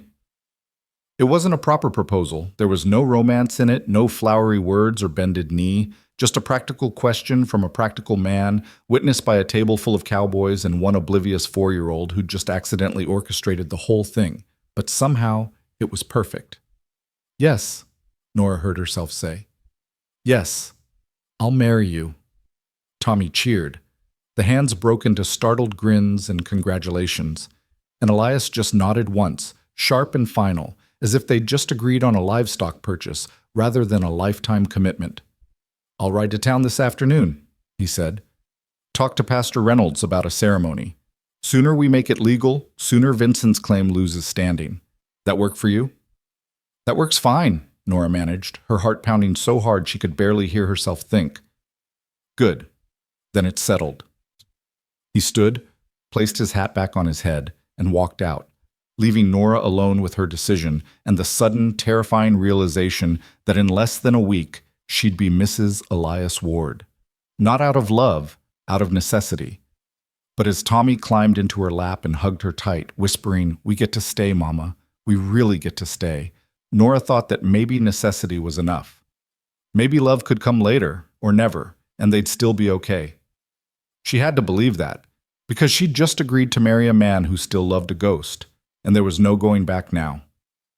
That evening, after the hands had left and Tommy was in bed, Elias called Nora out to the porch. He held something in his hands, a small box worn with age. "This was my mother's," he said without preamble, opening it to reveal a simple gold band with a small garnet stone. "She gave it to Sarah. After Sarah died, I put it away. Figured I'd never need it again." He held it out to Nora. "It's yours now, if you want it." Nora stared at the ring, her throat tight. "Elias, I can't take Sarah's ring. It wouldn't be right." "Sarah's gone. You're here. And we need this to look real if we're going to convince a judge Vincent has no claim. So take it. Make it yours." Slowly, Nora reached out and accepted the box. The ring was beautiful in its simplicity, the garnet catching the lamplight like a drop of blood. "Thank you," she whispered. "Pastor Reynolds will do the ceremony day after tomorrow," Elias continued, his tone businesslike. "I told him it was sudden, but he's known me long enough not to ask questions. We'll need a witness. I'll ask Miss Maybell from the neighboring farm. She's discreet." "Day after tomorrow," Nora repeated, letting the reality sink in. "That's fast. Vincent gave us a week. Better to be ahead of schedule than behind." "Right. Of course." Nora turned the ring box over in her hands. "Elias, I need to know, what happens after? After we're married, what does that look like? Do you expect, will we—" She couldn't finish. Couldn't make herself ask about the intimate realities of marriage to a man she barely knew, but Elias understood. "This is a marriage on paper, Nora, for protection and practicality. I'm not expecting anything beyond that. You'll keep your room, I'll keep the barn, we'll live like we've been living, just with legal standing. That clear enough?" Relief and something that might have been disappointment warred in Nora's chest. "Very clear, thank you." "Don't thank me. This helps me as much as you. Boy needs a father, ranch needs an heir. We're solving problems, that's all." But it wasn't all, no matter how many times he said it. No man married a virtual stranger just to solve problems. There was something more driving Elias's offer, something he wouldn't or couldn't articulate. Nora could see it in the way he looked at Tommy, the way his expression softened when he thought no one was watching, the way he'd stepped between her and Vincent without a moment's hesitation. He cared. He just didn't know how to admit it. "Still," Nora said softly, "thank you for caring enough to do this, even if you won't call it that." Elias's jaw tightened, but he didn't deny it. Didn't confirm it either, just nodded and walked away, leaving Nora alone with a dead woman's ring and the weight of a marriage built on everything but love. The day of the wedding dawned gray and cool, autumn asserting itself after weeks of lingering summer heat. Nora woke early, her stomach in knots, and dressed in her only good dress, a simple gray cotton that had seen better days but was at least clean and mended. She looked at herself in the small mirror above the washstand and barely recognized the woman staring back. When she'd married James, she'd been 19 and full of dreams, wearing a white dress her mother had sewn, her hair arranged with real orange blossoms. She'd believed in fairy tales then, in happily ever after, in love conquering all. Now she was 27 and worn down by life, wearing faded gray, about to marry a man who'd made it clear he expected nothing from her beyond her presence. No fairy tale, no happily ever after, just survival, dressed up in legal paperwork. "Mama." Tommy appeared in the doorway, already dressed in the new clothes Elias had bought him, proper trousers and a button-up shirt. You look pretty. Thank you, baby. Nora forced a smile. You look very handsome. Are you scared? The question caught her off guard. What makes you think I'm scared? You're making that face, the one you made when we were walking and you didn't know where we were going, but you pretended you did. Nora's smile became real despite herself. Her son, so observant, so wise beyond his years. She knelt down and pulled him into a hug. Maybe a little scared, she admitted, but it's going to be okay. Mr. Ward is a good man, and this means we get to stay here, safe, together. That's what matters. And he'll be my pa for real? Yes, for real. Good. Tommy hugged her tighter. 'Cause I like him. He's quiet, but he listens when I talk. And he doesn't get angry like Uncle Vincent does. The mention of Vincent sent a chill through Nora. They were doing this because of him, because of the threat he represented. In a way, Vincent had forced this marriage as surely as if he'd held a gun to their heads. But Nora pushed the thought away. This was her choice, hers and Elias's. Vincent didn't get to taint it. The ceremony was held in the kitchen, of all places, with Miss Maybelle from the neighboring farm and the 3 ranch hands as witnesses. Pastor Reynolds, a kind-faced man in his 60s, had agreed to perform the service despite the unusual circumstances. Elias stood by the window, dressed in what was clearly his only suit, dark wool, slightly worn at the elbows but clean and pressed. He'd shaved and combed his hair back, and the effort he'd made, small as it was, touched something in Nora's chest. He looked up when she entered, and for just a moment something flickered in his eyes. Surprise, maybe, or appreciation. Then it was gone, locked away behind his usual guardedness. "Ready?" he asked simply. "Ready." They stood side by side in front of Pastor Reynolds, and the old preacher began the familiar words. "Dearly beloved, gathered here, holy matrimony."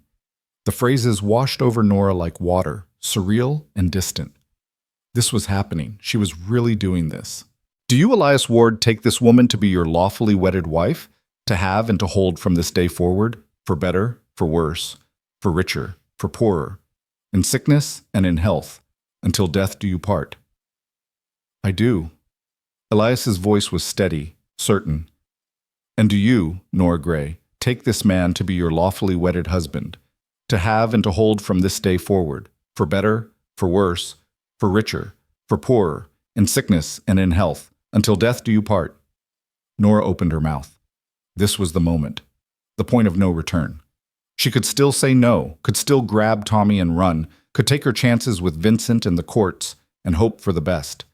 But Tommy stood beside her, his small hand gripping her skirt, his eyes bright with hope and trust. And Elias stood waiting, this hard, lonely man who'd offered her everything and asked for nothing. "I do," Nora said. Pastor Reynolds smiled. "Then by the power vested in me by the territory of Oklahoma, I pronounce you husband and wife. Elias, you may kiss your bride." The room went silent. Nora's eyes met Elias's, and she saw her own panic reflected there. They hadn't discussed this part, hadn't prepared for it. But Miss Maybelle was watching with misty eyes, and the pastor was waiting, and they needed this to look real. Elias leaned in slowly, giving her time to pull away if she wanted. Nora didn't move. His lips brushed hers, barely a touch, over almost before it began, chaste and brief, and nothing like a real wedding kiss. But Nora's heart hammered anyway, and when Elias pulled back, something in his expression had shifted, just slightly, just enough. "Congratulations," Pastor Reynolds said warmly, breaking the moment. "May your marriage be blessed with peace and prosperity." The hands cheered. Miss Maybelle dabbed at her eyes. Tommy whooped and threw his arms around both of them at once, creating an awkward 3-way embrace that made everyone laugh. And just like that, it was done. Nora Gray was now Nora Ward, and there was no going back. The celebration, such as it was, consisted of a simple lunch Miss Maybelle had prepared.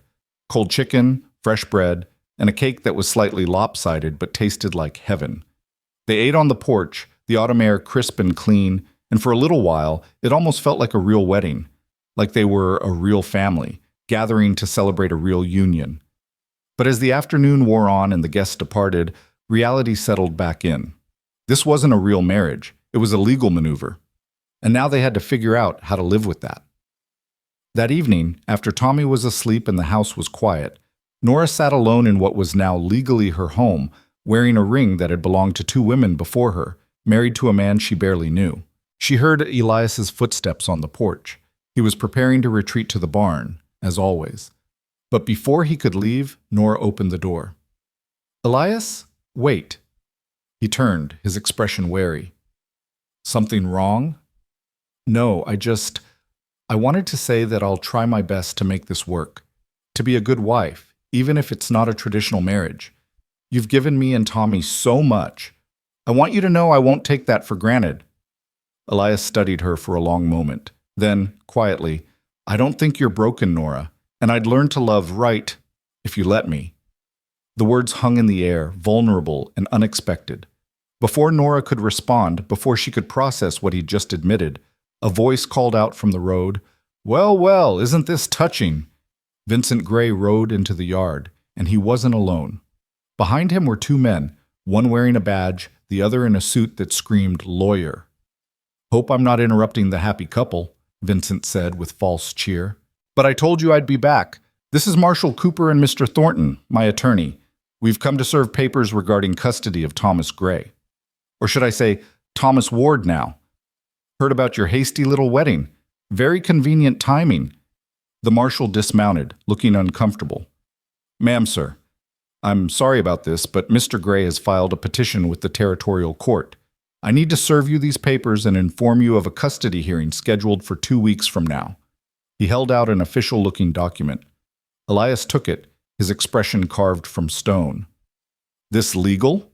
he asked the marshal. "Yes, sir. Mr. Gray is the boy's blood uncle and has standing to petition for custody. The judge will hear both sides and make a determination." Vincent's smile was triumphant.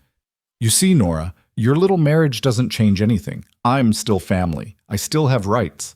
And when I tell the judge about your circumstances, how you stumbled onto this ranch destitute and desperate, how you've been living here unmarried for weeks, how you suddenly married the rancher right before I filed papers, well, it's going to look exactly like what it is, a desperate ploy by a woman of questionable character.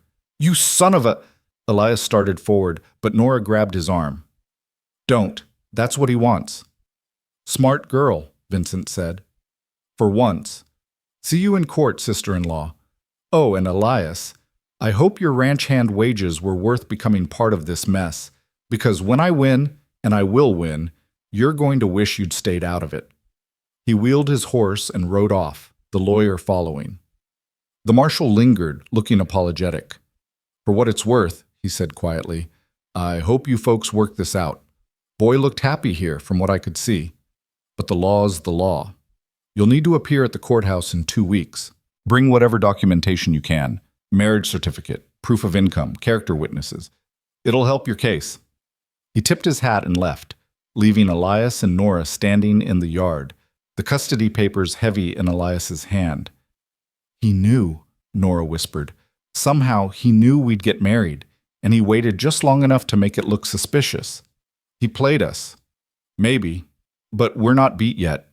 Elias's voice was hard, determined. "We've got 2 weeks to build a case, to show we're a real family, not some hastily arranged fraud. And we will. Because I'll be damned if I let that man take your son." Nora looked at her husband, and saw something burning in his eyes. Not just determination, not just protective instinct, something deeper, something that looked almost like the love he'd claimed he could learn. "He's hers," Elias had said to Vincent weeks ago, "and he's mine by choice." Now they'd have to prove it, in a courtroom, in front of a judge, with Vincent doing everything in his power to tear them apart. But as Elias's hand found hers in the darkness, his grip strong and steady, Nora allowed herself to believe they might actually win. They had to. Because the alternative, losing Tommy, losing this fragile family they'd built, was unthinkable. The battle was just beginning. The 2 weeks before the hearing passed in a blur of preparation and growing tension. Elias threw himself into building their case with the same methodical focus he brought to everything. He rode into town the day after the papers were served and returned with a lawyer, a sharp-eyed woman named Margaret Hale who'd built her reputation defending homesteaders against land companies. She wasn't cheap, but Elias paid her retainer without hesitation, drawing from savings he'd kept untouched for years. "Tell me everything," Margaret said that first evening, sitting at the kitchen table with papers spread before her. "Every detail of how Mrs. Ward came to be here, your marriage, the boy's condition, Vincent Gray's character. Everything." So they told her. Nora recounted the desperate walk across Oklahoma, Tommy's illness, Elias's intervention. Elias explained the practical arrangement, his need for an heir, the mutual benefit. Margaret listened without judgment, taking notes in quick, precise handwriting. "The timing looks bad," she said finally. "I won't sugarcoat that. Vincent's lawyer will paint this as a fraudulent marriage designed solely to block his custody claim. We need to prove otherwise." "How?" Nora asked, her stomach nodding. "By showing you're a real family. That means documented evidence of cohabitation, joint decisions, shared responsibility for the child. Character witnesses who can testify to your fitness as parents. Financial stability. That works in your favor, Mr. Ward. The ranch is successful and debt-free. But we also need to undermine Vincent's claim that he's acting in the child's best interest." "He's not," Nora said flatly. "He wants control of Tommy's inheritance. James left money for his son's future, and Vincent thinks if he has custody, he can access it." Margaret's expression sharpened. "Can you prove that?" "No, but I know my brother-in-law. He's never shown interest in Tommy before. Never visited, never sent money after James died, never offered help when we were starving on the streets. Now suddenly he wants custody. It's about the money. It has to be. Knowing and proving are different things. But I'll dig into his finances, see if there's evidence of debt or gambling or anything that might suggest financial motivation." Margaret closed her notebook. "In the meantime, you two need to look like a married couple. That means appearing together publicly, being seen as a unit. No more sleeping in the barn, Mr. Ward." Elias's jaw tightened. "That's not—" "We agreed." "I don't care what you agreed. A judge who hears the husband sleeps in the barn will question the legitimacy of this marriage instantly. You need to share a bedroom, or at least appear to. Can you manage that?" The silence stretched uncomfortably. Nora's face burned, but she forced herself to meet Elias's eyes. "We can manage," she said quietly. "If it helps Tommy, we can manage anything." Elias nodded stiffly. "Fine. I'll move my things to the house." After Margaret left, promising to return with more questions and strategy, Nora and Elias stood in the kitchen, avoiding each other's gaze. "I'll take the spare room," Elias said finally. "The one next to yours and Tommy's. Door stays open during the day, so if anyone comes by, they see my things there." "That work?" "That works." Nora's relief was palpable. "Thank you for understanding." "This was always about practicality, Nora. Nothing's changed." But everything had changed, and they both knew it. The marriage that was supposed to be a simple legal arrangement had become a performance, and now they'd have to convince not just a judge, but an entire town that what they had was real. The next morning, Elias moved his belongings from the barn loft to the spare room, a process that took all of 10 minutes since he owned so little. A change of clothes, some books, his shaving kit, the accumulated possessions of a man who'd stopped caring about comfort years ago. Nora helped him make up the bed with fresh linens, hyper-aware of the intimacy of the task. Making a bed for your husband, such a simple, domestic thing. But with Elias, everything felt weighted with significance. "You don't have many things," she observed, smoothing the quilt. "Don't need much. Everyone needs something, something that brings them joy or comfort or, had those things once, didn't do much good when I lost them." Nora paused, her hand stilling on the fabric. "Elias, can I ask you something?" He tensed, clearly expecting a difficult question. "Go ahead." "Why did you really offer to marry me? And don't say it was just practical. I know you well enough now to know there's more to it than that." For a long moment she thought he wouldn't answer. He stood at the window looking out at the prairie, his shoulders rigid. "You ever lose something so completely that you convince yourself you'll never want it again?" he said finally. "That wanting is just setting yourself up for more pain, so better not to want it all?" "Yes," Nora whispered, thinking of James, of the life they'd planned that ended in 3 days of fever and delirium. "That's where I've been for 5 years. Not wanting, not hoping, just existing." Elias turned to face her, and his expression was raw in a way she'd never seen. "Then you showed up with your boy, half dead and desperate, and something in me, something I thought was gone, woke up. Couldn't let you die, couldn't let you leave, couldn't stand the thought of you and Tommy out there alone with no protection. So I told myself it was practical, mutual benefit, an arrangement. But it wasn't, Nora said softly. No, it wasn't. His voice was rough. I care about you, both of you. Don't know when it happened or how, but I do. And if we lose this case, if Vincent takes Tommy, it'll break you. And watching you break will break me. So yeah, this marriage is practical, but it's also more. The confession hung between them, vulnerable and terrifying. Nora's heart pounded against her ribs, a storm of emotion she couldn't name rising in her chest. I care about you too, she admitted. I didn't want to, didn't plan to. But you've been kind when you didn't have to be. Patient with Tommy. Protective of us both. That matters, Elias. More than I can say. Caring's not the same as loving. No. But maybe it's enough to start with. Something shifted in Elias's expression. Hope. Fragile and uncertain. Before either could say more, Tommy's voice called from downstairs, breaking the moment. Mama, Mr. Elias, come quick. One of the chickens laid an egg right in front of me. They shared a look that held understanding and possibility, then went downstairs to admire Tommy's discovery. But something had changed between them. Some wall had been breached, some truth acknowledged. They weren't just playing at being a family anymore. They were becoming one. The town's reaction to their marriage was mixed at best. When Elias and Nora appeared together at the general store that weekend, a deliberate public appearance suggested by Margaret, the whispers started immediately. Mrs. Patterson barely concealed her disapproval, though she took their money readily enough. Mrs. Crowley actually sniffed and turned her back when Nora tried to greet her. But there were others, quieter voices, who offered congratulations.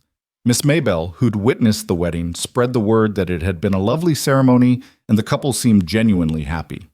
The blacksmith, a gruff man named Tomas, who'd done business with Elias for years, shook his hand and wished him well. About time you rejoined the living, Ward, Tomas said. That ranch of yours needs a woman's touch, and the boy there looks like he could use a father. Tommy, who'd been examining the blacksmith's tools with wide-eyed fascination, looked up at that.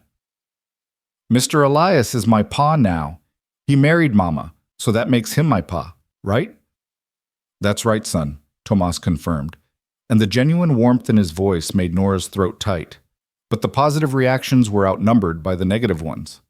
By Monday, the gossip had spread that Vincent Gray was challenging the marriage in court, claiming it was fraudulent. The story grew with each telling. Some versions had Nora as a conniving opportunist who'd trapped poor Elias Ward. Others painted Elias as taking advantage of a desperate widow. The cruelty of it wore on Nora. She'd endured judgment before, but this felt different, more personal. Because it wasn't just her reputation at stake anymore. It was Elias's and Tommy's future. Don't listen to them, Elias told her one evening after a particularly difficult trip to town where a group of women had literally crossed the street to avoid them. Their opinions don't matter. They might matter to a judge. Then we'll find people whose opinions counter theirs. Margaret's working on that. And she was. Over the next week, Margaret interviewed everyone who'd had contact with the Ward family. The ranch hands gave statements about Elias's character and Nora's work ethic. Miss Maybelle testified that she'd witnessed the wedding and believed it to be genuine. Even Pastor Reynolds agreed to speak on their behalf, noting that while the courtship had been brief, both parties had seemed sincere in their vows. But Margaret's expression grew more concerned as the hearing date approached. Vincent's lawyer is building a strong case, she admitted during a strategy session 3 days before they were due in court. They're calling witnesses who'll testify to your previous living arrangement. The fact that you lived here unmarried for weeks before the wedding. They're bringing up the timing, the sudden nature of the marriage right before Vincent filed papers. And they're painting Vincent as a stable, established businessman who can provide Thomas with opportunities you can't. What opportunities? Nora demanded. Boarding school where he'll never see me? A cold household where he's just an heir to an inheritance Vincent wants to control? You're preaching to the converted, Mrs. Ward. I believe you, but we need to make the judge believe you. That means we need to prove Vincent's true motivations, and so far, I haven't found concrete evidence. His finances are messy, but not provably corrupt. He has gambling debts, but nothing that directly ties to Thomas's inheritance. So what do we do? Elias asked, his voice tight with frustration.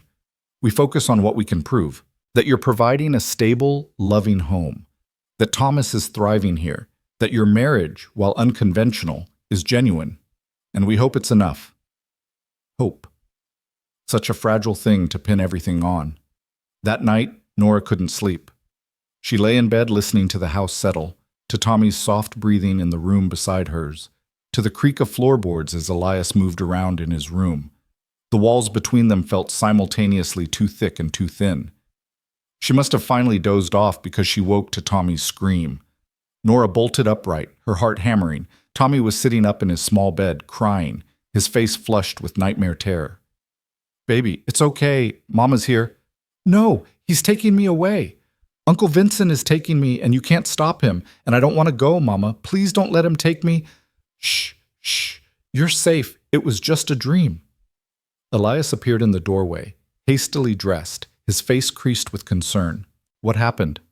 "Nightmare," Nora said, cradling Tommy against her chest. "About Vincent. About the hearing." Elias crossed the room in 3 strides and sat on the edge of the bed. Without hesitation, he reached out and placed a large hand on Tommy's small back. "Listen to me, son. Nobody's taking you anywhere. Not Vincent, not anyone. You're staying right here with your mama and with me. That's a promise. But what if the judge says I have to go?" Tommy's voice was muffled against Nora's shoulder. "What if he doesn't believe we're a real family?" "Then we'll make him believe it," Elias said firmly. "Because we are a real family. Maybe not the way most families start, but real all the same. You understand?" Tommy pulled back enough to look at Elias with red-rimmed eyes. "You really mean that? I'm really your son?" Something in Elias's expression cracked open. Nora watched, her breath caught, as this guarded man finally let down the last of his walls. "Yeah," Elias said, his voice rough. "You're really my son. Been thinking of you that way for a while now, even if I didn't say it out loud. And nobody, not Vincent, not a judge, not anyone, is going to change that. You're mine, and your mama's. Forever." "Forever, and then some?" Tommy asked, using a phrase he'd picked up from one of the ranch hands. "Forever, and then some," Elias confirmed. Tommy launched himself at Elias, wrapping small arms around his neck with the fierce grip only a frightened child can manage. Elias caught him, held him, and over Tommy's head, his eyes met Nora's. In that look, Nora saw everything they'd been dancing around for weeks. Not just care or affection or practical partnership. Love. Real, deep, impossible to deny love. For Tommy, certainly, but also she dared to hope for her. "Thank you," she mouthed silently. Elias nodded, his arms still wrapped around the boy who'd somehow become his son. They stayed like that until Tommy's breathing evened out in sleep. Elias carried him back to his small bed, tucking the covers around him with surprising gentleness. Then he and Nora stood together in the doorway, watching their son sleep. "He's terrified," Nora whispered. "He understands more than I thought." "Kids always do. But he'll be okay. We'll make sure of it." "How can you be so certain?" Elias looked at her, and in the dim lamplight, his expression was open in a way it had never been before. "Because I'm not losing another child. I couldn't save Sarah's babies, but I can save yours, ours. And I will, whatever it takes." "Elias, I know what I said, about this being practical, about not expecting anything beyond an arrangement. I meant it when I said it, but—" He stopped, struggling with words he clearly wasn't used to saying. "But somewhere along the way, you stopped being just a solution to a problem. You became someone I want to protect, someone I care about. Hell, Nora, you became someone I need, both of you.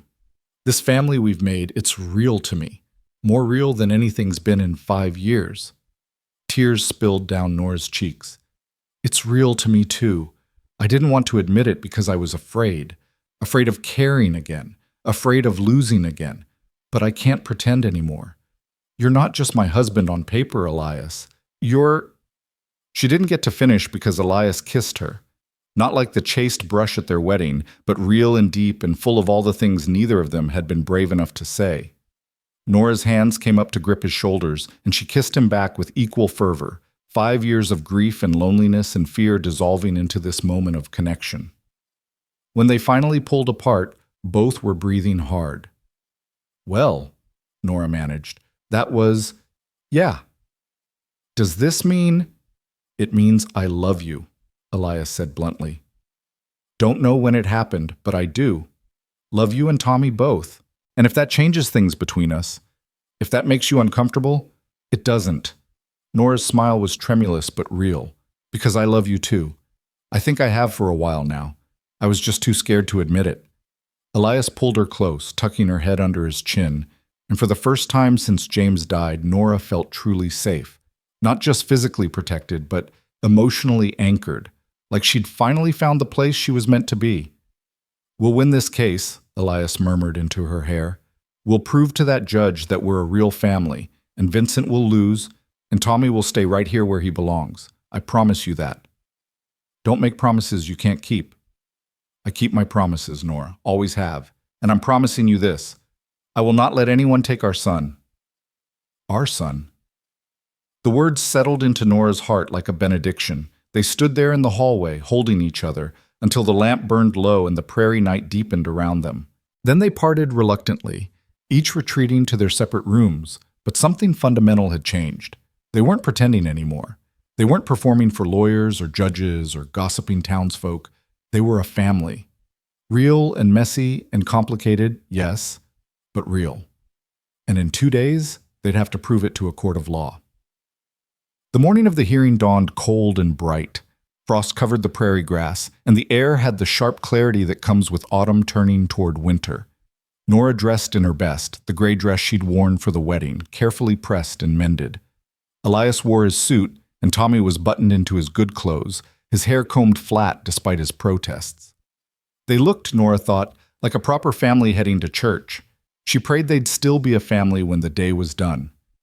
The courthouse in Guthrie was the imposing 2-story brick building that seemed designed to intimidate. The courtroom itself was all dark wood and hard benches, with a raised platform for the judge and witness stand to one side. Vincent was already there with his lawyer, Mr. Thornton, both looking confident and well-dressed. Vincent's smile when he saw them was pure calculation. "Nora, Elias, and little Thomas, don't you all look cozy?" "Save it for the judge," Margaret said sharply, steering them to their table. Judge Harriman entered precisely at 9 o'clock, a severe-looking man in his 60s with steel-gray hair and eyes that missed nothing. He took his seat, arranged his papers, and called the court to order. "This is a custody hearing regarding Thomas Gray, also known as Thomas Ward," he began. "Mr. Vincent Gray is petitioning for custody, claiming the current living arrangement is not in the child's best interest. Mrs. Nora Ward and Mr. Elias Ward are opposing the petition. Mr. Thornton, you may begin." Vincent's lawyer stood, and Nora's heart sank. He was good. Smooth and persuasive, he painted a picture of Vincent as the concerned uncle, the responsible family member trying to rescue a child from an inappropriate situation. "Your Honor, the facts are simple. Mrs. Ward, then Mrs. Gray, arrived at Mr. Ward's ranch destitute and homeless. She lived there, unmarried, for several weeks before a sudden wedding took place, conveniently just before my client filed his custody petition. This hasty marriage is clearly a strategic move designed to block Mr. Gray's legitimate claim to his nephew. He called his first witness, Mrs. Crowley from town, who testified with relish about the scandal of Nora living at the ranch unmarried, how the whole town had talked about it, how the marriage had seemed suspicious. "It all happened so fast," Mrs. Crowley said primly. "One moment she's a widow woman living in sin, next moment she's married. Very convenient, if you ask me." Margaret cross-examined but couldn't shake the woman's testimony. The damage was done. Vincent himself took the stand next, all false sincerity and concern. "I love my brother James very much," he said smoothly. "When he died, I wanted to help Nora and Thomas, but she disappeared before I could. I've been searching for them for months. When I finally found them, I was horrified to discover my nephew living on a remote ranch with people he barely knew. I only want what's best for Thomas, a stable home, proper education, family who truly care about him. And you believe you can provide that? Thornton asked. Absolutely. I have a successful business, a comfortable home in Tulsa, connections that can ensure Thomas has every advantage. Compare that to a struggling ranch and a mother who was literally homeless weeks ago. Margaret's objection was sustained, but again, the words had landed. Then it was their turn. Margaret called Elias first.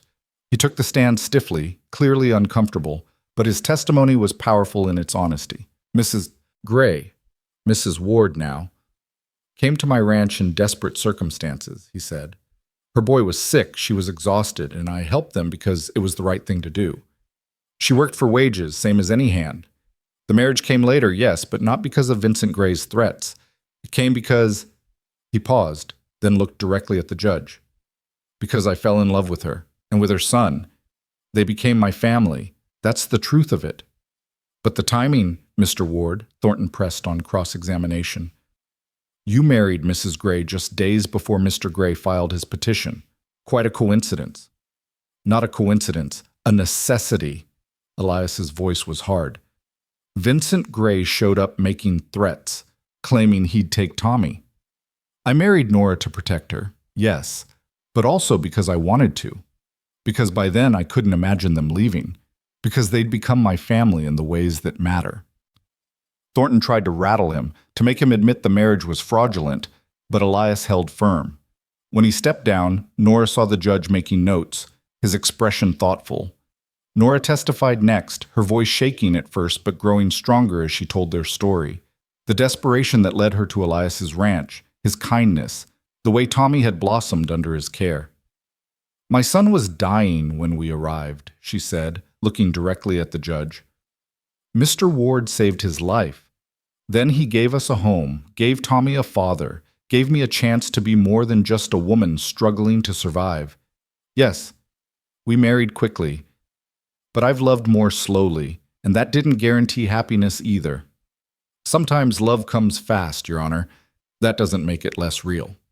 And if I return custody to Mr. Gray? The judge asked. What then? Then my son loses the first stability he's known in months. He loses a father who actually cares about him, not just about an inheritance. He loses his home, and I lose everything that matters. Nora's voice broke. Please, Your Honor. Please don't take my son. Thornton's cross-examination was brutal, trying to paint her as an opportunist who'd seduced Elias for financial security. But Margaret's objections kept the worst of it out, and Nora held her ground. The ranch hands testified, Hank, Charlie, Pete, all speaking to Elias's character and the genuine nature of the family they'd witnessed forming. Miss Maybell testified about the wedding, her conviction that it was real bringing tears to her eyes. Finally, the judge called for a recess. I need time to review the evidence and testimony. We'll reconvene in 1 hour for my decision. That hour was the longest of Nora's life. They waited in a small room off the courthouse, Tommy clutching her hand with white-knuckled intensity, Elias pacing like a caged animal, Margaret reviewing her notes for the 100th time. I think it went well, Margaret said, but her tone was uncertain. The judge seemed moved by your testimony, Mrs. Ward, and Mr. Ward's straightforwardness worked in our favor. But Thornton made good points about the timing, and Vincent's financial stability is a real advantage. So you're saying we might lose? Nora could barely force the words out. I'm saying it's not certain either way. We wait and hope. When they were called back, the courtroom felt like a tomb. Judge Harriman took his seat, his expression grave. I've reviewed all testimony and evidence, he began. This is not an easy decision. On one hand, Mr. Gray has legitimate standing as the boy's uncle and undeniable financial resources. On the other, the Wards have provided a stable home and clearly have the child's affection. Nora's fingernails dug into her palms. Please, please. However, the judge continued, I cannot ignore certain facts. The marriage between Mr. and Mrs. Ward occurred with suspicious timing. The living arrangement prior to marriage was inappropriate. And while I believe the current situation is loving, I question whether it provides the long-term stability this child needs. No, oh God, no. Therefore, wait, a voice called from the back of the courtroom. Everyone turned. A woman stood there, elderly, well-dressed, with sharp eyes and an imperious bearing. Who are you? Judge Harriman demanded. This is highly irregular. I'm Dorothy Gray, the woman said, walking forward with the aid of a cane. James Gray's mother, Thomas's grandmother, and I have something to say about this custody matter. Vincent went pale. Mother, what are you— Sit down, Vincent. Dorothy's voice cracked like a whip. She approached the bench. Your Honor, I apologize for the interruption, but I've been following this case, and I can't in good conscience remain silent. You may speak, the judge said slowly, but make it brief. Dorothy turned to face the courtroom, her gaze settling on Vincent with withering contempt. My son Vincent is not petitioning for custody out of love or family duty. He's doing it for money. James left a trust for Thomas, $50,000, to be managed by the boy's guardian until he comes of age. Vincent has gambling debts totaling nearly that amount. He plans to use Thomas's inheritance to pay them off. The courtroom erupted. Vincent shot to his feet, his face red. That's a lie! Mother, how dare you! I dare because I have proof. Dorothy pulled papers from her bag. Bank statements showing Vincent's debts, letters from creditors threatening legal action, and this— she held up a document. A letter from Vincent to a business partner, explicitly stating his plan to gain custody of Thomas to access the trust funds. Judge Harriman took the papers, his expression darkening as he read. Mr. Gray, he said coldly, is this true? Vincent's mouth opened and closed. His lawyer whispered urgently in his ear. Finally, he sat down, defeated. I care about my nephew, he tried weakly. The money is secondary. The money is primary, Dorothy corrected. You've never shown interest in Thomas until now, never visited when James was alive, never offered help when Nora and the boy were destitute. You're using my grandson, Vincent, using him like you've used everyone in your life, and I won't allow it. She turned to Nora, and her expression softened. James loved you, my dear, loved you and your boy with everything in him. I didn't approve of your marriage initially. I was a foolish old woman who thought class and money mattered more than character. But I was wrong. You made my son happy, and you've been a good mother to Thomas. I'm sorry I wasn't there for you after James died. I'm here now. Nora couldn't speak past the lump in her throat. She managed a nod, tears streaming down her face. Judge Harriman set down the papers. Mr. Gray, in light of this evidence, your petition for custody is denied. Furthermore, I'm ordering you to have no contact with Thomas Ward unless the child's parents explicitly allow it. If you violate this order, you'll face contempt charges. Am I clear? Yes, Your Honor, Vincent said, his voice hollow with defeat. The judge turned to Nora and Elias. Mr. and Mrs. Ward, while the circumstances of your marriage were unusual, I've seen enough today to convince me that you're acting in Thomas's best interest. The child will remain in your custody. This case is closed. The gavel came down with a crack that echoed like thunder. For a moment, nobody moved. Then Tommy launched himself at Nora, and she caught him, sobbing with relief and joy. Elias's arms came around both of them, his own eyes suspiciously bright. We won, Nora whispered. We actually won. Told you, Elias said roughly. Forever, and then some, remember? Dorothy approached, leaning on her cane. May I meet my grandson properly? Nora nodded, unable to speak. Tommy looked up at the elderly woman with curious eyes. Are you my grandma? He asked. I am. If you'll have me. Dorothy's voice was gentle. I know I wasn't there before, but I'd very much like to be part of your life now, if your parents agree. Tommy looked at Nora, who nodded through her tears. Then he threw his arms around Dorothy with the same enthusiasm he showed everything. I always wanted a grandma, he said simply. Vincent left the courthouse without a word, his lawyer hurrying after him. Margaret accepted congratulations from well-wishers, and in the center of it all, Nora stood with Elias, Tommy, and Dorothy, an unlikely family forged in crisis and cemented in love. Thank you, Nora said to Dorothy, for coming, for speaking up, for being braver than I could have asked. I should have been braver sooner, Dorothy replied. Should have stood by you after James died. I'm sorry for that, Nora. Truly. You're here now. That's what matters. As they prepared to leave, Miss Maybelle appeared with several other women from town. Not the gossipy ones who'd shunned them, but quieter folks who'd watched and waited to see how things turned out. "Mrs. Ward," Miss Maybell said, "we just wanted to say we're glad things worked out. You and Mr. Ward, you've got a good thing there. Don't let small minds tell you different." The words, simple as they were, meant everything. Nora thanked her, and Elias actually smiled, small but genuine. The ride back to the ranch was peaceful, Tommy chattering excitedly about having a grandma who promised to visit soon. Nora and Elias sat close on the wagon seat, his hand covering hers on the bench between them. "You were right," Nora said softly, "about keeping your promises. Told you, I always keep them." "Then I need you to promise me something else." Elias glanced at her. "What's that?" "Promise me we'll make this real. Not just on paper, but in every way. That we'll build a life together, you and me and Tommy. A real family, not just for show, but for us." Elias brought the wagon to a stop right there in the middle of the empty prairie road. He turned to face her, his expression open and vulnerable in a way she'd once thought impossible. "Nora Ward, I promise you a real marriage, a real family, a real life together. For as long as we both live. That good enough?" "More than good enough." She leaned in and kissed him, slow and sweet and full of promise. When they finally pulled apart, Tommy was making exaggerated gagging sounds from the back of the wagon. "Grown-ups are so gross," he declared, though he was grinning. "You'll understand when you're older," Elias said, the corners of his mouth twitching. "That's what everyone always says." They started moving again, the ranch appearing in the distance as the sun angled toward afternoon. Home. It had become home without Nora quite realizing when. This land, this house, this man beside her, all of it had woven itself into her heart until she couldn't imagine being anywhere else. "Thank you," she said quietly. "For what?" "For finding us, for saving us, for loving us."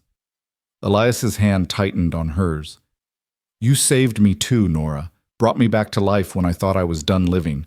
That's worth more than you know." As they pulled into the ranch yard, the hands emerged from the barn. Hank, Pete, and Charlie, all grinning and calling congratulations. Miss Maybell had apparently ridden ahead to spread the word, and now the whole ranch was celebrating. Charlie had even made a cake, lopsided and slightly burnt, but made with genuine affection. "Figured if we won, we'd need cake," he explained. "And if we lost, we'd need cake even more." They ate on the porch as the sun set, the autumn air crisp and clean, Tommy sitting in Elias's lap and chattering about everything and nothing. Dorothy had promised to visit in 2 weeks, and Tommy was already planning what he'd show her. When the hands finally retreated to the bunkhouse and Tommy was tucked into bed, exhausted from the day's excitement, Nora and Elias found themselves alone on the porch. The stars were emerging, brilliant in the clear prairie sky, and somewhere in the distance, a coyote called to the rising moon. "Quite a day," Elias said. "Quite a life," Nora corrected. "I never imagined, when I collapsed on your land all those weeks ago, that this is where I'd end up. Happy, safe, loved." "Loved," Elias repeated, testing the word. Then, stronger. "Yeah, loved. By me. Completely." Nora leaned into him, and he wrapped his arm around her, pulling her close. "I don't think you're broken," he'd said, weeks ago, in the immediate aftermath of Vincent's threat. The words had seemed out of nowhere then, but now Nora understood. He'd been speaking to himself as much as to her. Two broken people, finding each other, discovering that broken pieces could still fit together to make something whole. "Tomorrow," Elias said quietly, "I'd like to move my things into your room. If that's all right with you." Nora's heart skipped. "Are you sure? I know we said this was just for show." "It's not for show anymore. It's real. We're real. And I want to be your husband in every sense. If you want that too." "I do," Nora whispered. "I want all of it. All of you." "Then that's what you'll have. Starting tomorrow, we're not just husband and wife on paper. We're husband and wife in truth, a real marriage, a real family, everything we both lost and found again." They sat together as the night deepened, two survivors who'd built something beautiful from necessity and need. The road that had brought them here had been hard, marked by loss and grief and desperate choices. But it had led them home. to each other, to a family neither had expected, but both had needed more than they'd known. Inside, Tommy slept peacefully, secure in the knowledge that he was loved and safe, that his family was whole and would remain so, that he had a mother who'd fought for him, and a father who'd chosen him, and a grandmother who'd finally found the courage to do right. And on the porch, Nora and Elias Ward held each other under the vast prairie sky, two hearts that had been empty, finally full, ready to face whatever came next. Together. Forever. And then some. The morning after their victory in court, Nora woke to find Elias's side of the bed already empty and cool to the touch. True to his word, he'd moved his belongings into her room the previous evening after they'd said goodnight to Tommy. There had been an awkwardness to it, this crossing of a threshold they'd both been dancing around, but also a rightness. When they'd finally lain down together in the darkness, Elias had pulled her close, and Nora had fallen asleep with her head on his chest, listening to the steady rhythm of his heartbeat. Now, in the gray pre-dawn light, she found him at the kitchen table with a cup of coffee, staring out the window at the awakening prairie. He looked peaceful in a way she'd never seen him. Shoulders relaxed, the constant tension he carried finally eased. "Couldn't sleep?" she asked softly. He turned, and his smile was small but genuine. "Slept better than I have in 5 years, actually. Just woke early out of habit. Didn't want to disturb you." Nora poured herself coffee and joined him. Outside, the sky was beginning to lighten, painting everything in shades of rose and gold. It was going to be a beautiful day. "I keep thinking I'll wake up and find out yesterday was a dream," she admitted. "That we didn't really win, that Tommy's not really safe. It was real. We won. He's safe." Elias reached across the table and took her hand. "And we get to figure out what comes next, together." What came next, as it turned out, was life. Beautiful, ordinary, complicated life. Tommy adjusted to calling Elias Pa with the easy acceptance of childhood. Within days, it was as if there'd never been any other name for the man who taught him to ride, who carved him toys in the evenings, who listened patiently to his endless stream of questions about everything from why cows had 4 stomachs to whether stars were really just holes in the sky letting heaven's light through. "Pa, look what I found," became a constant refrain. Tommy dragging Elias over to examine interesting rocks, unusual bugs, a bird's nest that had fallen from a tree. And Elias, who'd spent 5 years speaking as little as possible, found himself explaining the world to a curious 4-year-old with something approaching joy. Nora watched these interactions with a fullness in her chest that sometimes made it hard to breathe. This was what she'd wanted for Tommy, a father who was present, engaged, loving. She'd never imagined finding it in a silent rancher who'd been more ghost than man when they first met. The ranch hands noticed the change too. Hank cornered Nora one afternoon while she was hanging laundry. "Don't know what you did to the boss, ma'am, but he's a different man. Smiled yesterday. Actually smiled, not just that thing he does with his mouth when he's being polite. Haven't seen that since Miss Sarah was alive." "I think we saved each other," Nora said simply. "He gave us a home, and we gave him a reason to live in it. Well, whatever it is, keep doing it. Place feels alive again." The town's attitude shifted gradually, like ice melting under a reluctant spring sun. Mrs. Crowley and her ilk still sniffed disapprovingly when Nora passed, but they were outnumbered now by people who'd heard about the court case, who'd seen Vincent Gray exposed as the manipulative fortune hunter he was, who'd witnessed Dorothy Gray publicly embrace her daughter-in-law and grandson. Miss Maybelle became a regular visitor, bringing fresh eggs and gossip in equal measure. She'd taken to Tommy immediately, and the boy had adopted her as a sort of honorary aunt. Other women began following her lead, tentatively at first, then with growing warmth. An invitation to a quilting bee, a friendly wave at church, small gestures that added up to acceptance. "You're one of us now," Miss Maybelle said one afternoon over tea. "A proper rancher's wife. The old biddies can fuss all they want, but facts are facts. You and Elias have something real, and folks can see it." Nora thought about that conversation later, alone in the kitchen while preparing dinner. Something real. Yes, that's exactly what they had. It had started as a transaction, evolved into a strategy, and somehow transformed into genuine partnership, into love. The physical aspect of their marriage had unfolded gradually, naturally, like everything else between them. That first night sharing a bed, they'd simply held each other. The second night, Elias had kissed her goodnight, soft and sweet and full of restrained want. By the end of the first week, the restraint had burned away, replaced by passionate need and tender discovery. Elias was a careful lover, attentive and patient, always making sure Nora was comfortable and willing.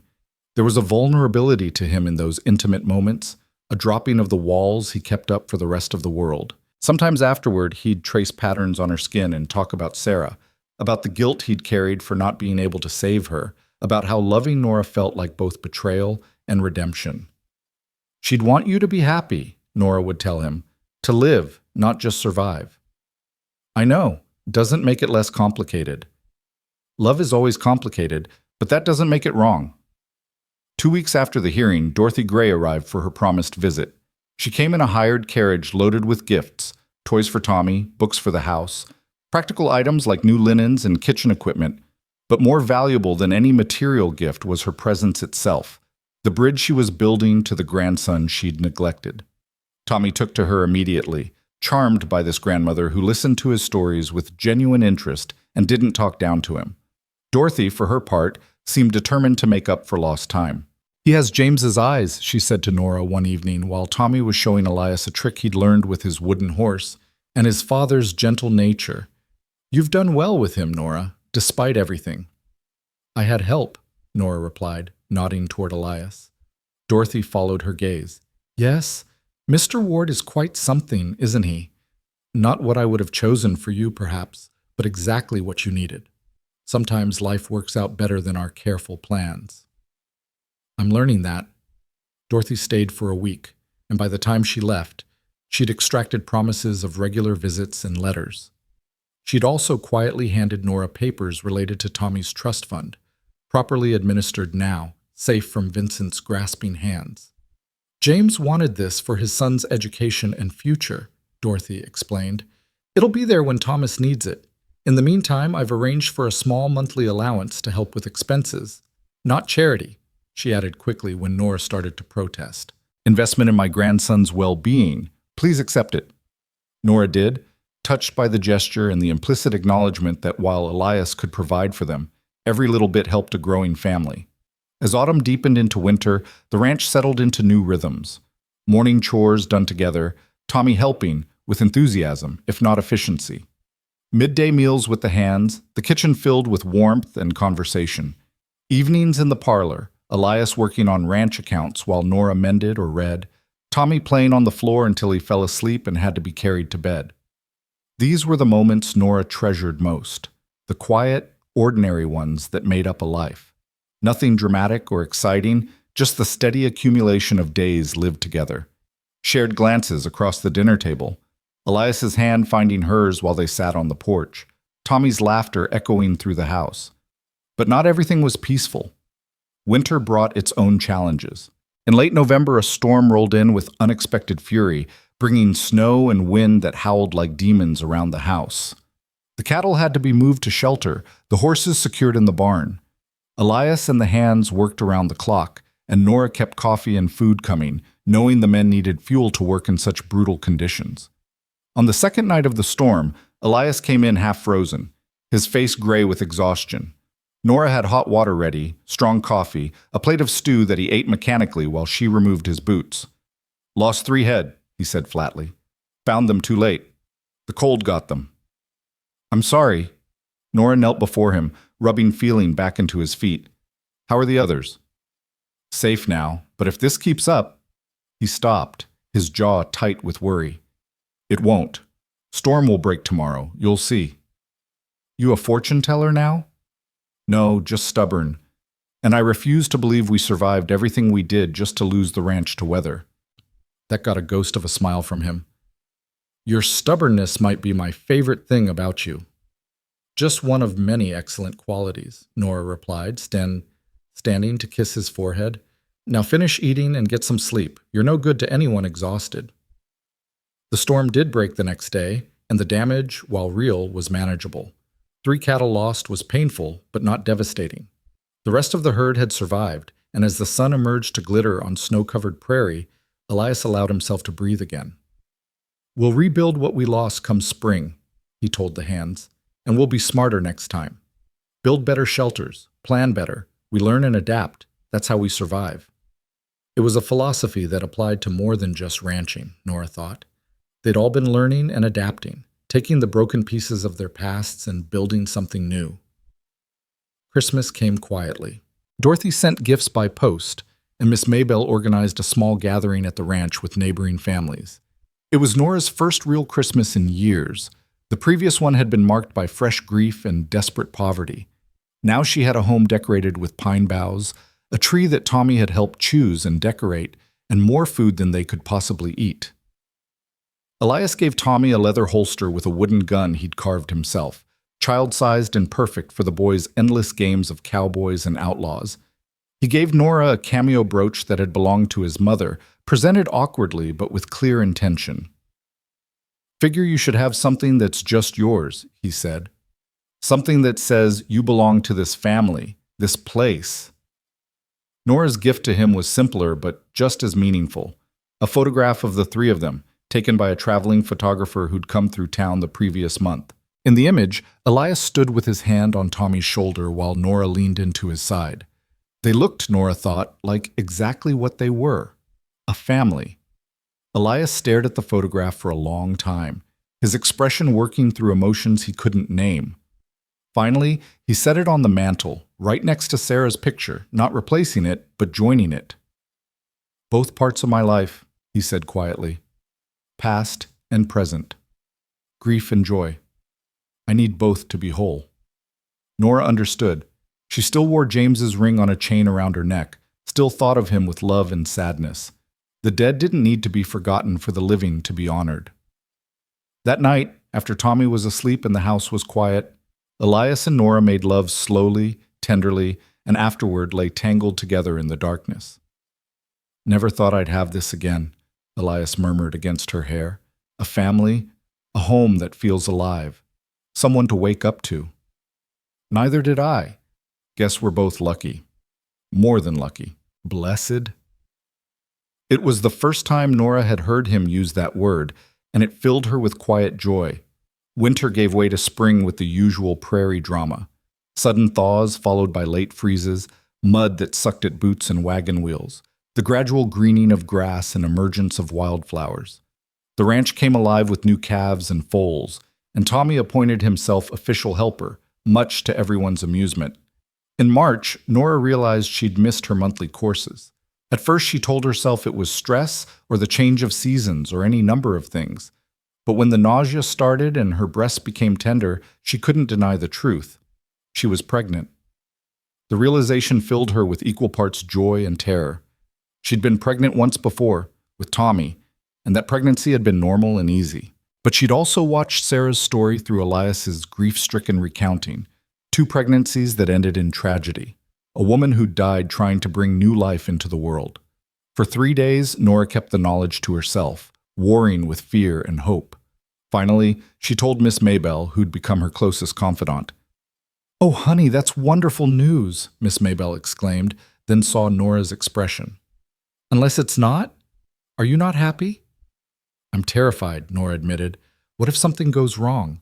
What if I can't carry to term? Or if the birth goes badly? Or Elias lost everything the last time. I can't do that to him again." "Now you listen to me." Miss Maybelle took Nora's hands firmly.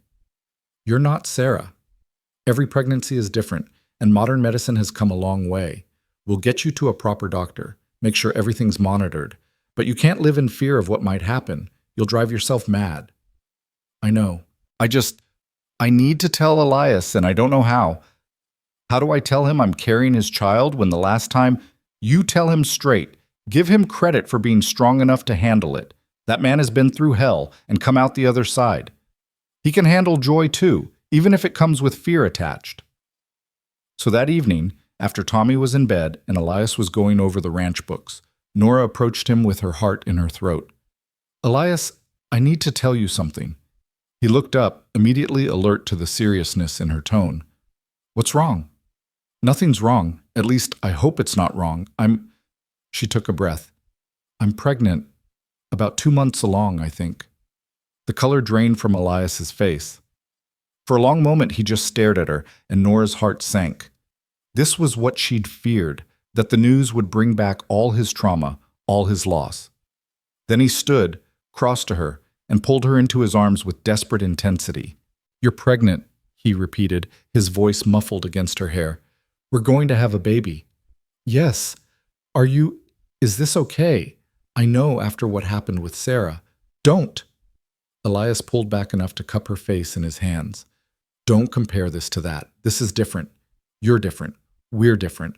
And yes, I'm scared half to death, but I'm also... His voice cracked. I'm happy, Nora. Terrified and happy, and I can't believe we get this chance. Relief flooded through her. I was so afraid you'd... I won't lie and say I'm not worried. The memories are there, and they're hard. But this baby, our baby, deserves better than a father paralyzed by fear, so we'll be careful, we'll get good medical care, and we'll hope. That's all we can do. Hope, Nora repeated. I can do that. They told Tommy a few days later, and his reaction was pure, uncomplicated joy. A baby? A real baby? That I can play with? Eventually, Nora said, laughing. Babies are very small at first. They mostly just eat and sleep. That's boring. When will it be fun? In a few years. Tommy considered this. Okay, but it better be a good baby, not a crying one. All babies cry, son, Elias said, his hand resting protectively on Nora's still flat stomach. It's how they talk. Then I'll teach it to talk right. With words. As spring progressed into summer, Nora's pregnancy became visible. Her body changed, swelling with new life, and Elias was almost comically protective. He wouldn't let her lift anything heavy, insisted she rest more than she wanted, and watched her constantly for any sign of distress. I'm pregnant, not made of glass, Nora finally said after he'd forbidden her from hanging laundry. Women work right up until they give birth. Not my wife, they don't. Elias Ward, if you wrap me in cotton wool, I'll go mad. I need to feel useful. They compromised. Nora could do lighter tasks, but nothing that required lifting or strenuous effort. It chafed, but she understood his fear. And honestly, as her belly grew larger and her energy waned, she appreciated not having to do everything she'd done before. Dorothy visited twice during the pregnancy, fussing over Nora and making lists of everything the baby would need. She'd arranged for a proper doctor from Guthrie to attend the birth, paying his fee without being asked. My grandchild will have the best care available, she said firmly. I've already lost too much. I won't risk losing more. The baby arrived on October evening, just as the prairie was settling into autumn's golden light. Nora's labor started mid-afternoon with a low backache that gradually intensified into contractions. By evening, they were regular and strong, and Miss Maybelle, who'd attended dozens of births, sent Hank racing to fetch the doctor. Elias was a wreck. He paced outside the bedroom, his face gray with barely controlled panic. While inside, Nora labored with Miss Maybelle's steady encouragement. You're doing fine, honey. Just breathe through it. That's right. The doctor will be here soon. But the baby had other ideas. The doctor arrived just in time to catch a squalling, red-faced infant who entered the world angry and loud. A good sign, Miss Maybelle said. Strong lungs meant strong life. It's a girl, the doctor announced, cleaning the baby and wrapping her in soft cloth. Small but healthy. Congratulations, Mrs. Ward. Nora, exhausted and euphoric, held her daughter for the first time and wept. She was perfect, tiny and wrinkled and absolutely perfect. Dark hair like Elias, nose like Nora, and her father's dark eyes already alert and curious about this strange new world. Elias, Miss Maybelle called to the door. You can come in now. He entered slowly, his face a mask of fear and hope. When he saw Nora sitting up, holding the baby, alive and well and smiling, something in him broke open. He crossed the room in 3 strides and knelt beside the bed. Nora, are you? We're both fine. Perfect. Come meet your daughter. Elias looked at the tiny bundle in Nora's arms with wonder and terror. She's so small. She'll grow. Here. Nora carefully transferred the baby to Elias's arms, showing him how to support her head. Say hello to your pa, little one. The baby yawned, unconcerned with the momentous occasion, and made a small mewling sound. Elias stared down at her, and tears began sliding down his weathered face. She's really here, really alive, really ours. Really ours, Nora confirmed. What should we name her? They'd discussed names but never settled on one, waiting to see what felt right once the baby arrived. Now, holding his daughter, Elias said quietly, Hope. I want to name her Hope. Hope, Nora repeated, testing it. Hope Ward. It's perfect. Hope Sarah Ward, Elias added, for what she represents and what came before. If that's all right with you. It's more than all right. It's beautiful. Tommy was allowed in next, creeping forward cautiously to peer at his new sister. She's really small, he observed, and kind of red. She'll get bigger and less red, Elias assured him. But she's your sister, Tommy. That means you have to help protect her and teach her things. Think you can do that? Tommy straightened, taking the responsibility seriously. I can do that. I'll be the best big brother ever. I know you will, son. The first weeks with Hope were exhausting and wonderful in equal measure. She woke every few hours to nurse, cried with impressive volume, and required constant attention. But she was also perfect. The soft weight of her in Nora's arms, the milky smell of her breath, the way she'd grasp Nora's finger with her tiny hand and hold on with surprising strength. Elias was besotted. When Nora was too exhausted to function, he'd walk the floors with Hope, murmuring to her about the ranch, about horses and cattle, about the prairie stars. Tommy helped in his 4-year-old way, fetching diapers and singing to his sister when she fussed. They were, Nora thought during one particularly sleepless night, a real family in every sense, messy and complicated and bound together by love that had grown from the most unlikely circumstances. Winter came again, their second on the ranch, but this time they were prepared. Better shelters for the cattle, more supplies laid in, systems in place. The storm that hit in January was fierce, but they weathered it with minimal losses. Spring brought Hope's first birthday, a small celebration with cake and presents, and Tommy insisting his sister needed a wooden horse like his, even though she was far too young to play with it yet. Elias carved one anyway, setting it aside for when she was older. Summer saw Tommy turn 5 and start learning to read from books Dorothy sent. He was bright and curious, soaking up knowledge like prairie soil soaking up rain. Elias taught him about the ranch, showing him how to care for animals, how to read weather signs, how to be responsible. He'll make a good rancher someday, Elias told Nora one evening while they watched Tommy carefully brush one of the gentler horses. If that's what he wants, and if it's not, then he'll be good at whatever he chooses. We'll make sure he has options, education, opportunities. He won't be limited by circumstance like we were. We turned out all right. We survived. I want more than survival for our kids. I want them to thrive. Our kids. The casual way he said it, including Tommy without distinction from Hope, made Nora's heart swell. That fall, Dorothy moved permanently to a house in Redemption, declaring that she was too old to keep traveling back and forth and she wanted to be close to her grandchildren. Her presence became a regular fixture in their lives. Weekly dinners, impromptu visits, help with the children when Nora and Elias needed it. Never thought I'd end up a frontier grandmother, she said one evening, dandling Hope on her knee while Tommy showed her his latest drawings. But I have to say, I prefer this to Tulsa society. More real, more honest. No regrets about leaving? Nora asked. Only that I didn't do it sooner. Family matters more than status, Nora. Took me too long to learn that, but I learned it. By their second anniversary, life had settled into comfortable patterns. The ranch was thriving, expanded with additional land purchased from a neighbor who decided to move east. The cattle herd had grown to 300 head, requiring 2 additional hands who lived in the expanded bunkhouse. Financially, they were stable, not wealthy, but comfortable enough that Nora no longer worried about where the next meal would come from. Tommy's trust fund sat untouched, growing for his future. Hope was healthy and hitting all her milestones. The house was filled with life and laughter. On their anniversary evening, Elias surprised Nora with a picnic up on the ridge overlooking the ranch. They left the children with Dorothy and rode out together, carrying blankets and food and a bottle of wine Dorothy had gifted them. The view from the ridge was spectacular, miles of prairie stretching in every direction, the ranch buildings small but solid below, cattle dotting the landscape like dark stones. The sun was setting, painting everything in gold and crimson. "I used to come up here after Sarah died," Elias said as they spread the blanket. "Sit and think about whether any of it was worth it. The ranch, the work, the endless days. Couldn't see the point anymore. And now? Now I see everything. The life we've built, the family we're raising, the future instead of just the past." He pulled her close. "You gave me that, Nora. You and the kids. You gave me reasons to keep going. You gave us reasons too. Safety, home, love we didn't dare hope for."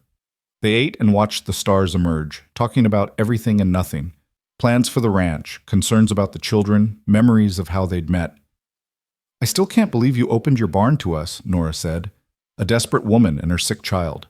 You could have sent us away. Couldn't have lived with myself if I had. And I'm selfish enough to be glad I didn't. Can't imagine life without you now. Any of you. Good, because you're stuck with us. Forever and then some, remember? Forever and then some," Elias agreed, kissing her softly. As full darkness fell and they prepared to head back, Nora looked out over the ranch one more time. Somewhere down there their children slept safely. Their home stood solid against the prairie wind. Their life, built from desperation and determination and unexpected love, continued its steady rhythm. She thought of that first day, stumbling onto Elias's land with death breathing down her neck and nowhere else to turn.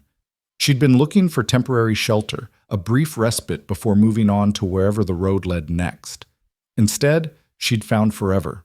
Not the neat fairy tale forever of storybooks, but the messy, real forever of actual life, complete with hard work and difficult moments and fears that never quite went away, but also with joy and love and the daily miracle of waking up safe and wanted.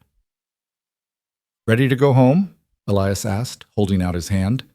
Nora took it, letting him pull her to her feet. "Always." They rode back through the darkness, guided by starlight and the lamp Miss Maybelle had left burning in the window. As they approached, they could see Dorothy through the window, rocking Hope, while Tommy sat at her feet, playing with his wooden horses. Home. Family. Everything Nora had lost and found again in the most unexpected way. "Thank you," she said to Elias as they dismounted. "For what?" "For being brave enough to open your door. For caring enough to let us stay. For loving us enough to make us yours. Nora Ward, I'm the one who should be thanking you. You brought light back into a house that had been dark for too long. You and Tommy and Hope. You're my second chance. My redemption." "Then we saved each other," Nora said simply. "And we'll keep saving each other, every day, for as long as we live." They walked into the house together, greeted by Tommy's excited chatter about the baby saying a new sound and Dorothy's amused commentary. Hope reached for Elias with chubby arms, and he scooped her up, pressing a kiss to her dark curls. Tommy attached himself to Nora's skirts, showing her a picture he'd drawn of their family, stick figures holding hands in front of a house with a barn. "This is us," he explained unnecessarily, "all together, forever." "Forever and then some," Nora agreed, meeting Elias's eyes over the children's heads. In that moment, with her family gathered around her and lamplight warming the kitchen of their prairie home, Nora understood that this was what redemption looked like. Not dramatic or perfect, but real and earned. Built one day at a time by people who refused to let their broken past define their futures. The prairie wind sang its endless song outside, carrying away the old sorrows and bringing in new possibilities. And inside, the Ward family, forged in desperation, cemented in determination, perfected in love, settled in for another peaceful evening. Tomorrow would bring its own challenges. The ranch would need tending, the children would need raising, life would continue its complicated dance, but they'd face it together, this unlikely family bound not by blood alone, but by choice and commitment and love fierce enough to overcome anything.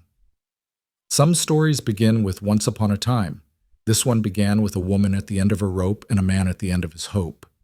And it ended, or rather continued, with both of them finding exactly what they needed in the last place they expected to look, in each other. Forever, and then some. The end.